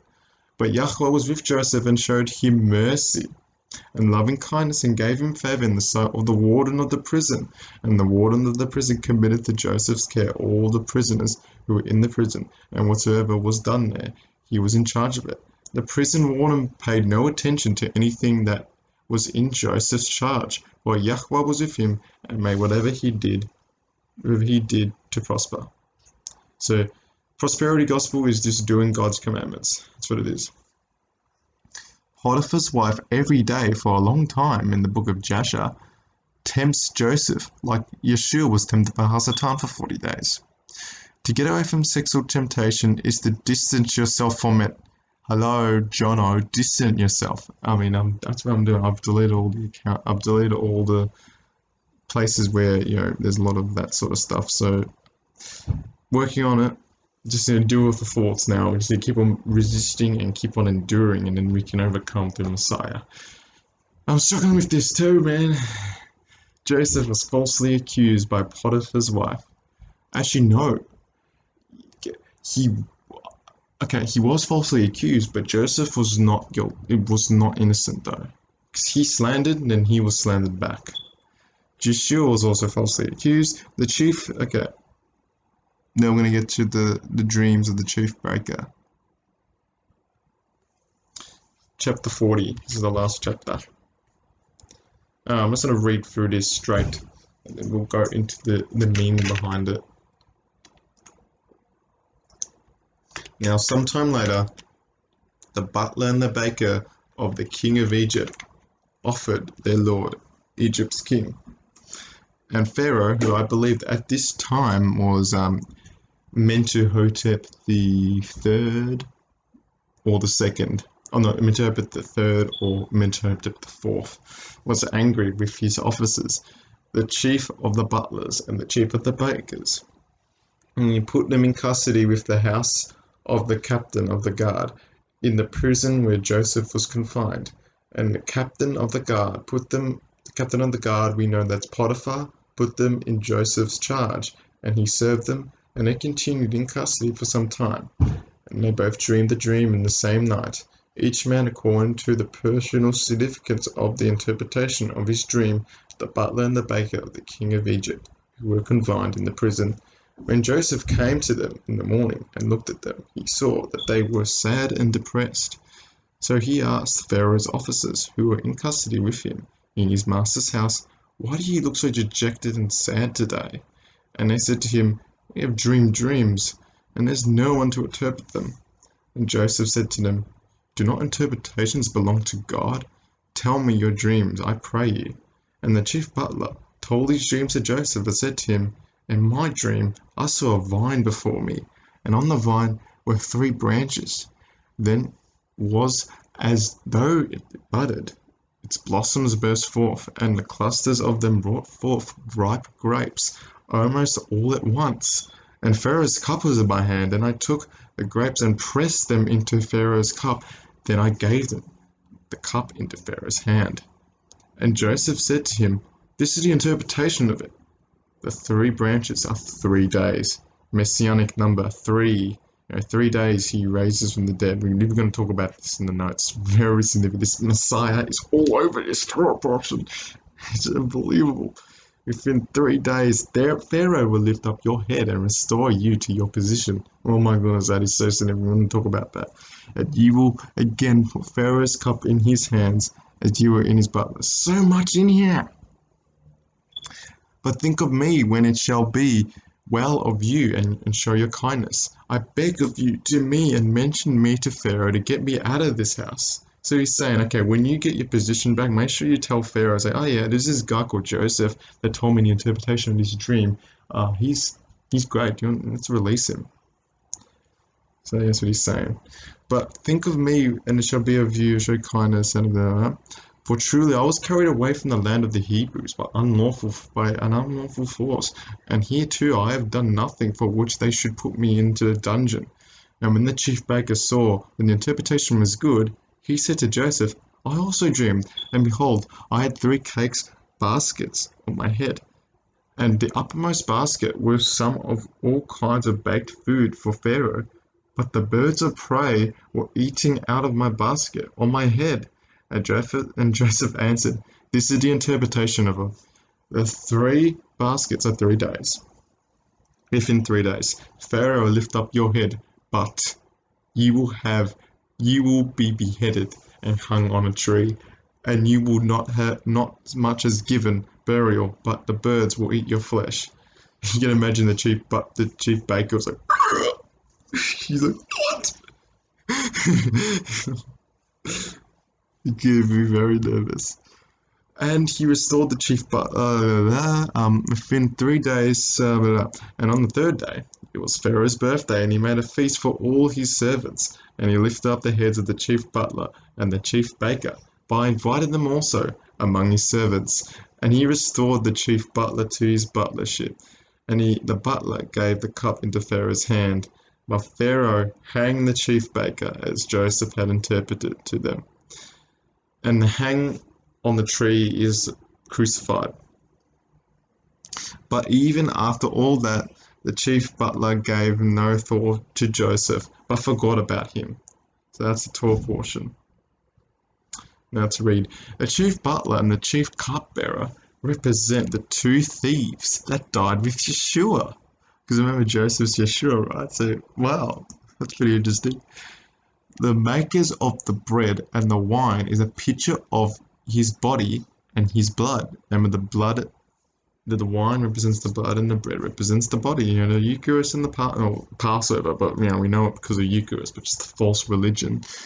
This was the same with Melchizedek when he gave it to Abraham. Remember, he came to Abraham on Passover and gave him the bread and the wine. In Joseph's interpretation of the dreams, we have a picture of the bread and the wine, which is a representation of the Passover. The bread dreamer was killed, so the bread equals the body of Messiah, which was flogged and pierced and just destroyed and killed. So that's what it represents. And the wine dreamer got good news, the gospel of life. The wine represents the blood of the Messiah that blots out sins, and we are saved through the shedding of that blood. The butler restored to his master's side, who was the believer in Yeshua. So the butler represents the redeemed believer in Yeshua. He's redeemed through the blood or the wine. So he's redeemed on Pharaoh's side. That's pretty cool. The house of Israel represent the grapes. Remember, Yeshua is the vine, and we are the branches, the Natzarim. The wine press, remember, he pressed the wine he pressed the house of Israel, the grapes, into the cup of Pharaoh. That represents Yeshua and his second coming on the wine press when he steps on the grapes.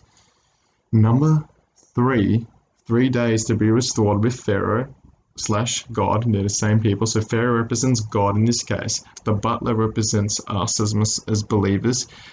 It took 3 days for him to be restored to the rightful position with God.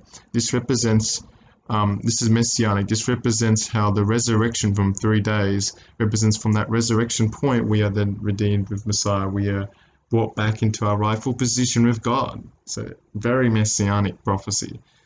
The baker dies because he tried to do things according to his flesh, and the flesh represents the bread.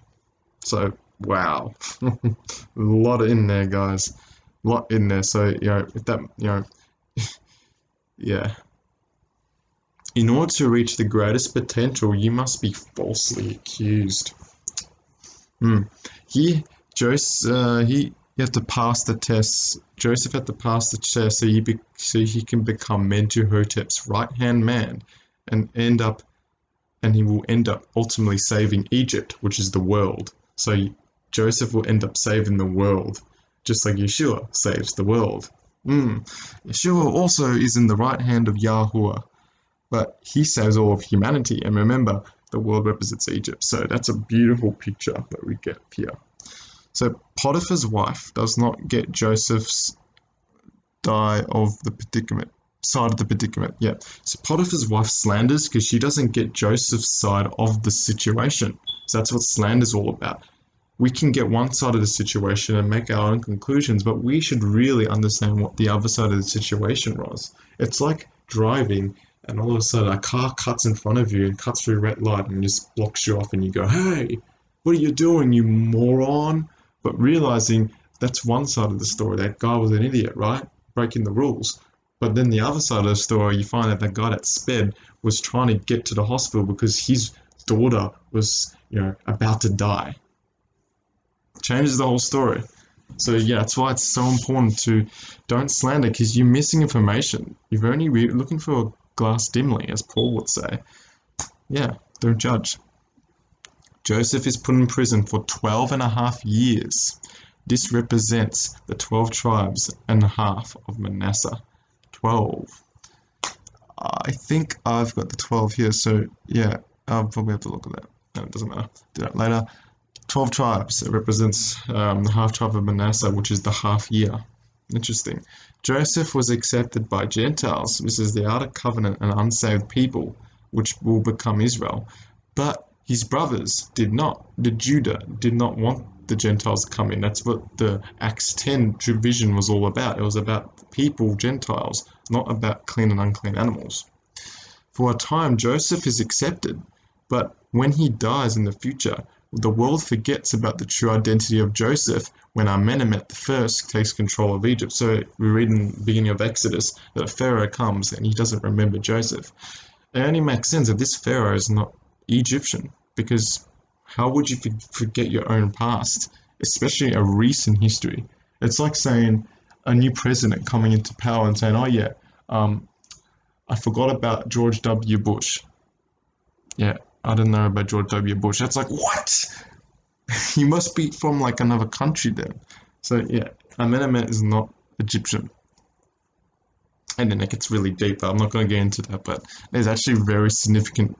Actually represents Nimrod, who was an Assyrian as well. But we'll get that into that next Torah portion of Exodus.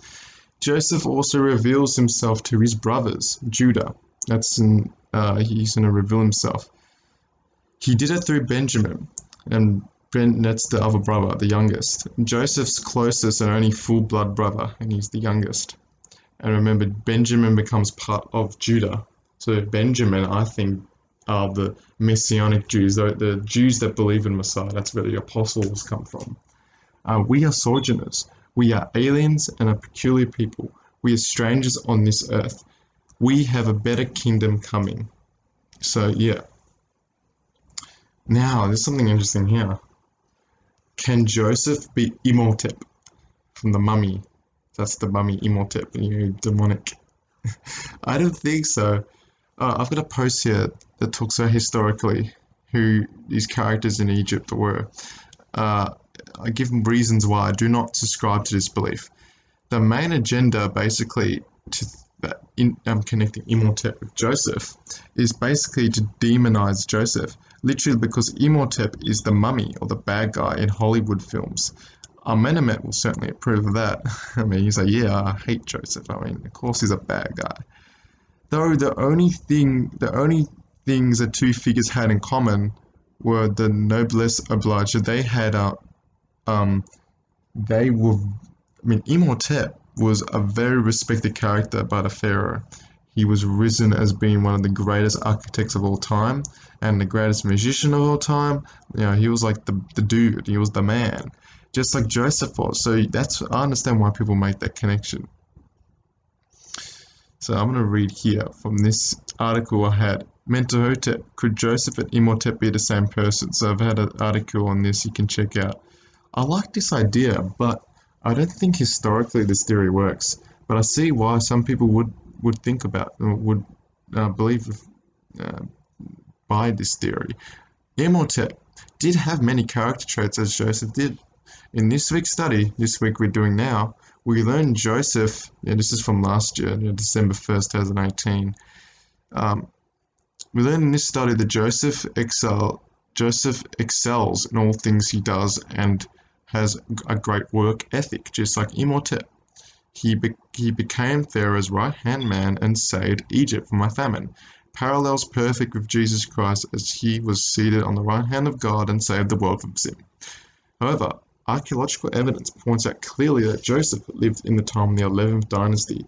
See the Patterns of Evidence documentary by Timothy P. Mahoney and David Roll. Very good documentary. You should check this out. I've always been really, really interested in the Exodus, and this confirmed everything. Like, finally, I found out who the Pharaoh was and where the historical evidence is. Watch it. It's a great documentary. Being a shepherd-like character, it could be, in my opinion, explain why the Mentuhoteps were more keen to rule with the shepherd crook, the symbol of the pharaoh. So the pharaoh had symbols. They would carry a shepherd crook and a flail, which is a whip. That represents the duality of being as kind as shepherd, but they had that side to them that would, if you rebel against me, I'm going to whip you. But they're also nice because they had the shepherd's crook. But the Mentuhoteps, they would only had the shepherd crook. They didn't have the flail. The Mentuhotep dynasty, they ruled with the shepherd crook just like Yeshua does. He's the good shepherd. So that, again, Mentuhotep will be a perfect picture of God. In this case, when we read in the Torah portion that the butler was restored with and Joseph restored with the Pharaoh, because the Pharaoh is a nice shepherd. He's not the bad Pharaoh. This is Mentuhotep's a good guy. You read about him, he's like, man, I want to meet this guy, So he's not a bad Pharaoh. Must be a good dude. And he was more keen to rule with a shepherd crook instead of harshly treating the Israelites like Amenemhet does, which is the bad Pharaoh that enslaves them. We also get overwhelming evidence of Semitic peoples ruling and settling in Lower Egypt, which exactly follows what happens in Exodus when Joseph brings his family into Egypt. That's in the documentary, so, beautiful stuff. In my study of biblical chronology and ancient history, the 100 years Israel were in Egypt falls right into the middle of the 13th dynasty, which is a time of oppression and strife in Egypt.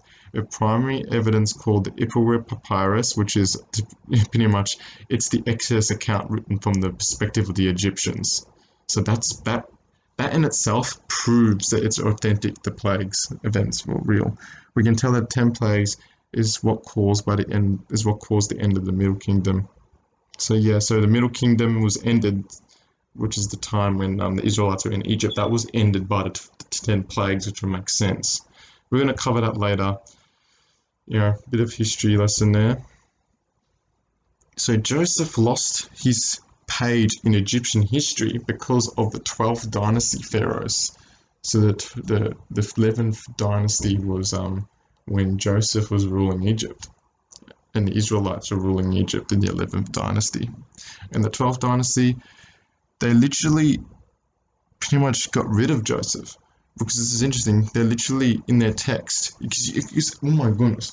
I remember when I studied ancient history, you read about Menemet and the 12th dynasty pharaohs. You read the propaganda they wrote.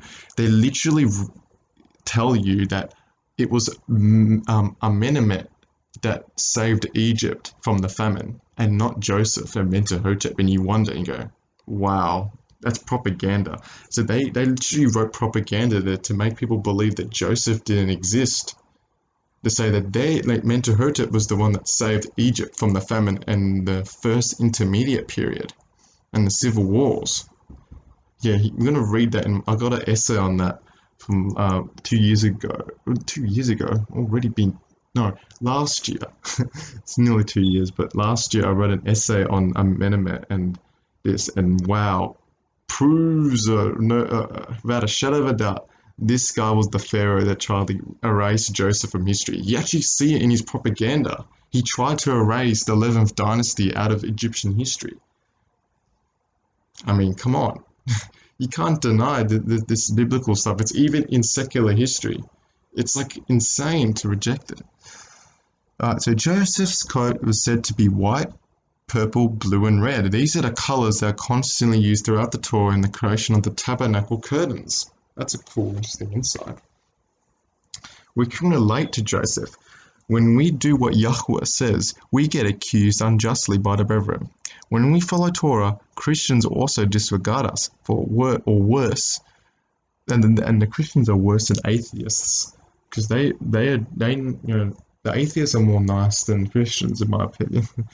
That's probably why I'm more friends with atheists than Christians, because Christians don't like people like me. That's a sad truth. The dream revelation is regarded as the lowest level of man/God interaction, and typically reserved for those who are not spiritually attuned. So you could come to a conclusion that Joseph, he wasn't, 100%. He wasn't perfect. Okay.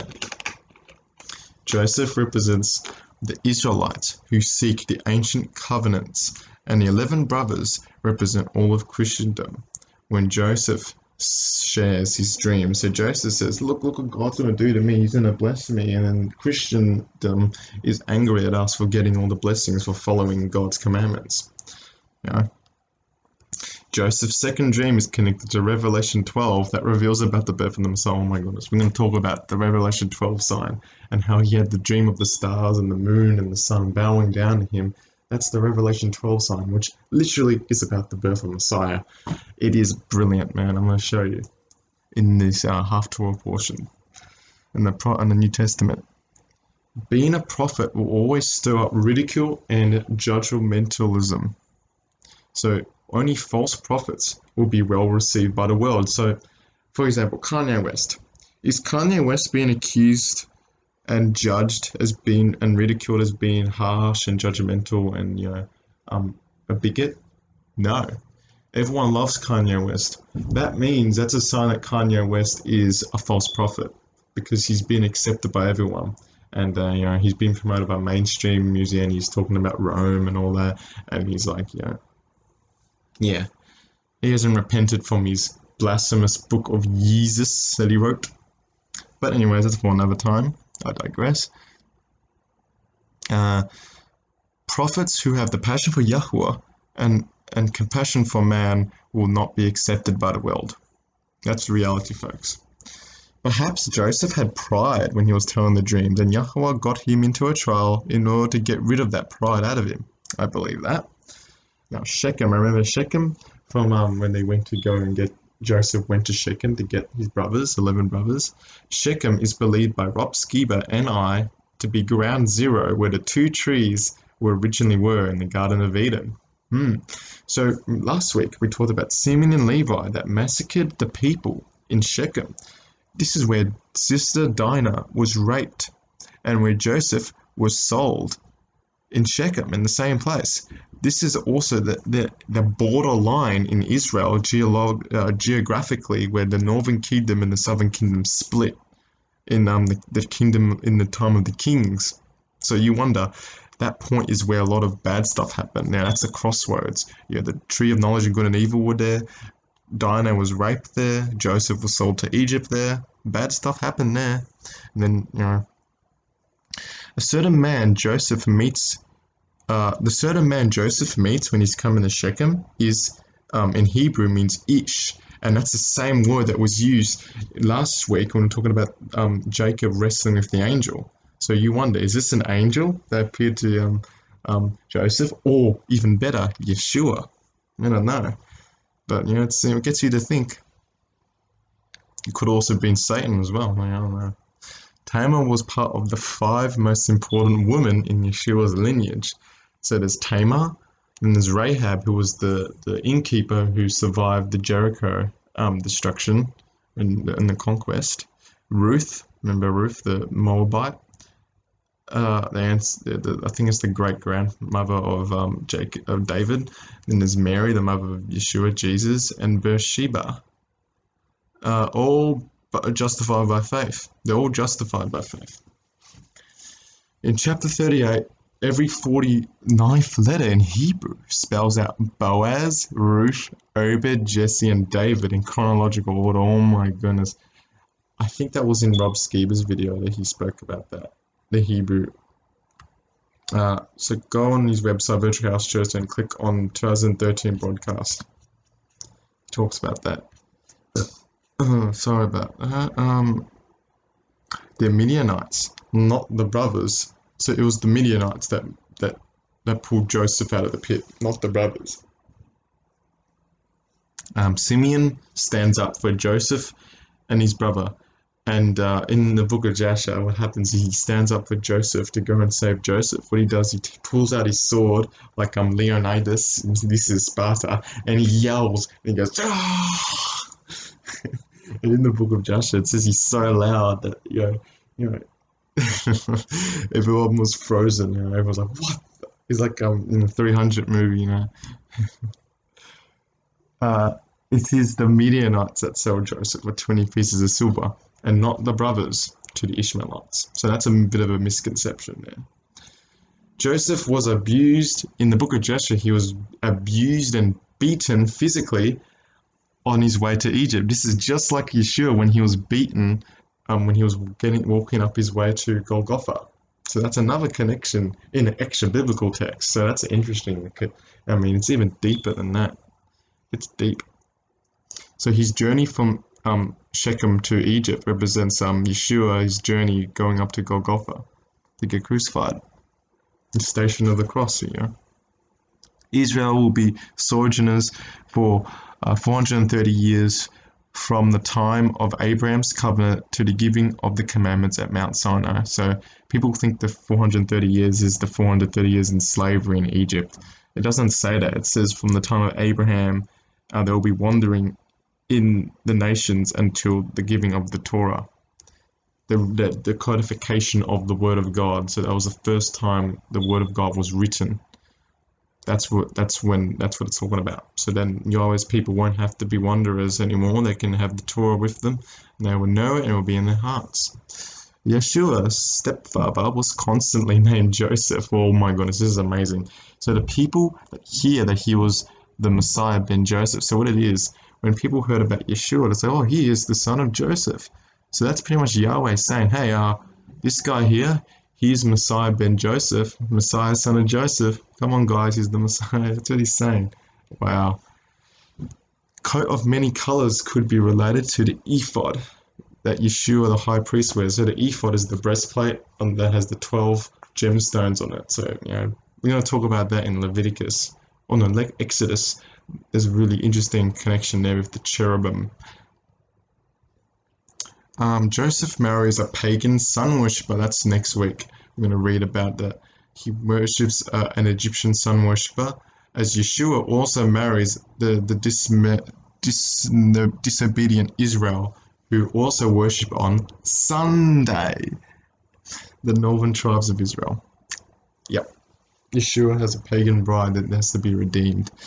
Joseph, designed as a pagan disguise, I meant to say again, these notes are just kind of mistakes in them. Disguised as a pagan Egyptian, Joseph, so the Jews cannot recognize that Jesus is the Messiah, but they think he's a pagan deity. This is exactly what happens with Jesus. That's why they don't recognize Jesus, because we are so responsible of falsely representing our Messiah as Jesus with his blonde Hellenistic, face. I mean, speaking of the false Jesus, I won't have time to go into it. Check out my blog, A Lie Within a Lie. Talks about the false Jesus and the coming Antichrist coming as that false Jesus. So it's a very good insight. So I recommend you lead you over there. Joseph raised from the pit as Yeshua was raised from the heart of the earth. We know that.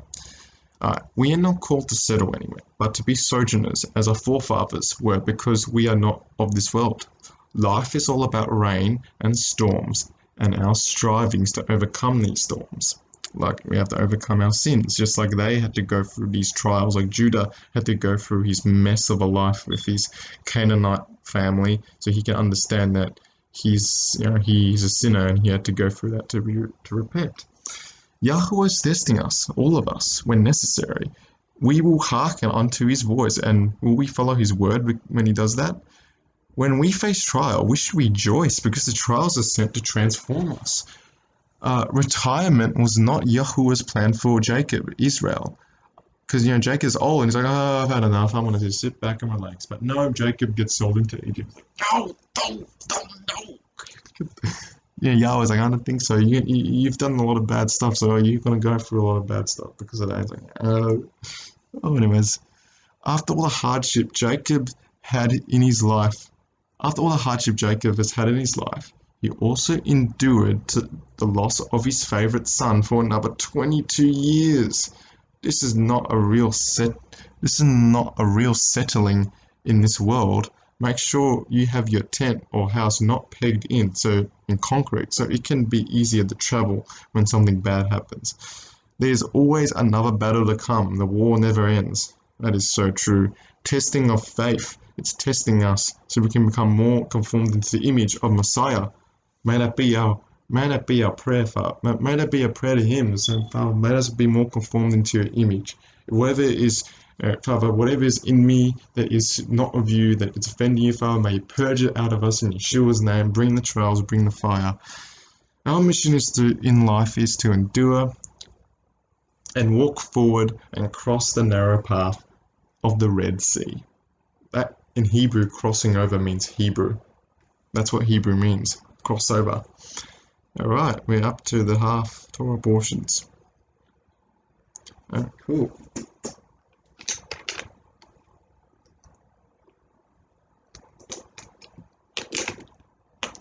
Okay. Alright, so I'm not going to read through these Torah portion, the prophets of the New Testament this time. So I'll leave that to you to do your own readings. So I'm just going to read the notes here. So the Amos Torah portion talks about Judah, the Jews, falling away, just like Joseph and his brothers, the house of Joseph, Ephraim did, the northern kingdom. They sold righteousness for silver and materialism. So that's the sin. As Joseph was made known to Judah and his brothers in Egypt, Jesus was made known through the Gentile nations. So Egypt represents the world and the nations. Because, it's interesting that how this whole world is Egypt. You got the Washington Monument in Washington, D.C., Egyptian. The symbol of America is Horus, the eagle. Literally, Egyptian symbolism is literally everywhere. You cannot escape it. Everyone worships the Egyptian gods because we live in a modern day Egypt, and later, just like there's nothing new under the sun, Yahweh is going to bring us out of Egypt, just like we read in the Exodus account. And again, I cannot stress this enough.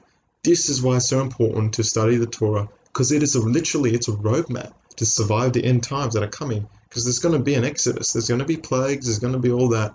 And we're going to be led out of this modern Egyptian world into the wilderness, so then Yahweh can prepare us to come and get ready to come with him into the bridal chamber when the second coming comes. So that's what it's all about. Now, the Revelation 12 sign is believed to be the second dream that Joseph had. Revelation 12 talks about the Messiah ben Joseph, who will become Messiah ben David. This happens once every 7,000 years, and this happened recently on 23rd of September 2017. This star sign appeared in Israel. And what's funny, around this same time period, I was saved. I have a video on that if you want to check it out. On the September 23rd, it was that time I was saved by Messiah. I don't think that's a coincidence. At that point is when the signs in the sky, I think that's the angel in the 10 virgins parable saying, "Wake up, the bridegroom comes." That's what the star signs represent. So yeah, I'm waking up. Yahweh literally woke me up at that time. Where is that video? Here we go. The December 23rd, 2017 event. Really, this is when I was saved. This is the time period I was saved. It's beautiful. Check out this. It's really significant. This star sign appeared in September 11th, 08 BC, which is Jesus Christ's birthday, and you wonder, why is he born on September 11th? And you go, I don't think we'll be singing "It's the most wonderful time of the year" when we remember the Twin Towers falling down in 9/11. And you wonder if it's an inside job. Were they trying to cover up Yeshua's birthday to get us into believing that Jesus was born on December 25th, which is Christmas, but it's really Nimrod's birthday? Conspiracy, but I just find it interesting. I don't want to make conclusions, but I just find that really intriguing. It's a mega plan, And also, this star sign appeared when Abraham was born. I'm going to show you on my timeline. He was born in 2065 BC. Abraham was born. That's when the star sign appeared. Wow. So yeah, the Virgo represents the Virgin, and the Jupiter represents Messiah. It does a cycle inside her womb. It comes out. The moon's on her feet. The sun's on her body. And the lion represents Yeshua, and it's the crown, and it's got the 12 stars with these luminaries. So these are not planets. These are luminaries. These are angels. There's no such thing as planets, if you realize what the true cosmology is, but that's for another time. Yeah, the stellar alignment happened in September 11th, 3 BC, 3 BC on the Gregorian calendar it was, but on the Hebrew calendar it was 0. Aman and his father go to the same maid, Reuben. I think that's in the in the prophet's Torah portion, Aman and his father go to the same maid, who is Reuben. It was Reuben, who was the one who didn't want to get involved into the getting rid of Joseph. Yahweh says what he's going to do in the future and will be said beforehand by the prophet. So everything that's going to happen in the future is in the Bible, and we read that. The greater exodus all over the prophets. It says, there's going to come a time where I'm going to bring my people out of the land of the nations and the islands of the sea. It says that all over the time, all the time. Ezekiel 37, you name it. The whole book of Hosea talks about it. The flood that spews out of the dragon's mouth. That's interesting. I've always considered the flood being the armies of the Antichrist, which is the super soldiers, but this one says here, the Torah, it represents the Torah, the Word of God, as last-minute revelations for God's people. Now, floods seem overwhelming, but they can make people drown, but they can also cleanse you and destroy all the bad guys, just like the Red Sea destroyed the Egyptians and Didymus' army, which destroyed Egypt and then ended the Middle Kingdom. So the dragon is a seraphim named Satan that goes after anyone who's keeping Torah and believes in Jesus. Not many people are doing that, but you read that and go, if Satan's going to attack those who believe in Torah and believe in Jesus, then you wonder, I want to be that guy who wants to get attacked by Satan, because I want to be a good guy. I don't want Satan to think I'm his friend. I want Satan to be threatened by me. I want him to want to kill me, because I know I'm on God's side. Now, the 144,000 are security guards that defend us from the attacks of the dragon in the wilderness. This goes back to the book of Numbers and the census. In my Numbers Torah portion, I speak about that, how that parallels the 144,000, the tribes of Israel and all that. Okay, that's the end of our Torah portion today. Before I finish, I want to lead you guys to my project, Era of 303. If you don't know what that is, it's literally all my research packaged in a secular style TV series or book series that will literally be capable to reach millions. So if you want to support me in the project, you can, if you feel like you've got creative gifts like writing or sound design or soundtracks or animation, CGI even, or whatever, please contact me on Facebook if you like. My Facebook is on my YouTube. Just Jono Karagianis, and you can contact me there. And this is really important for end times, and I've also got links to what I'm looking for animation, soundtrack, and sound design. I've already got 4 scripts written, drafts. They are all for free on Scribd. You could read them, and pretty cool stuff. And yes, that's all I want to show you for my... Oh yes, and also please check out my BitChute account, which is my secondary account if YouTube goes down, because YouTube's getting pretty bad. I've stored all my videos on BitChute, and I've also stored all my videos on library. There's my BitChute. Here's my library account. Make sure you check out and subscribe. Make sure you click the bell to get notifications. Make sure you like and share this video. So here's all my stuff here on BitChute. If I disappear on YouTube, I'm on here. And here's library as well. If I disappear on YouTube, I'm on here as well. So, alright, that's all I want to share with you guys. Have a peaceful Sabbath, guys, brethren. Have a wonderful Sabbath. May you rest in Messiah, and I will see you probably in 3 weeks' time, because next week I'm not going to be here. I'm going to be in Perth on the western side of Australia in the sun and enjoying, because I haven't been traveling this year. I've been stuck at this in my area because of year 12, so it's going to be such a blessing to go out to actually go out and travel, because I love traveling, and it's going to be great. So may Yahweh bless you and keep you. May you have a peaceful Sabbath. Shabbat shalom, and see you guys later.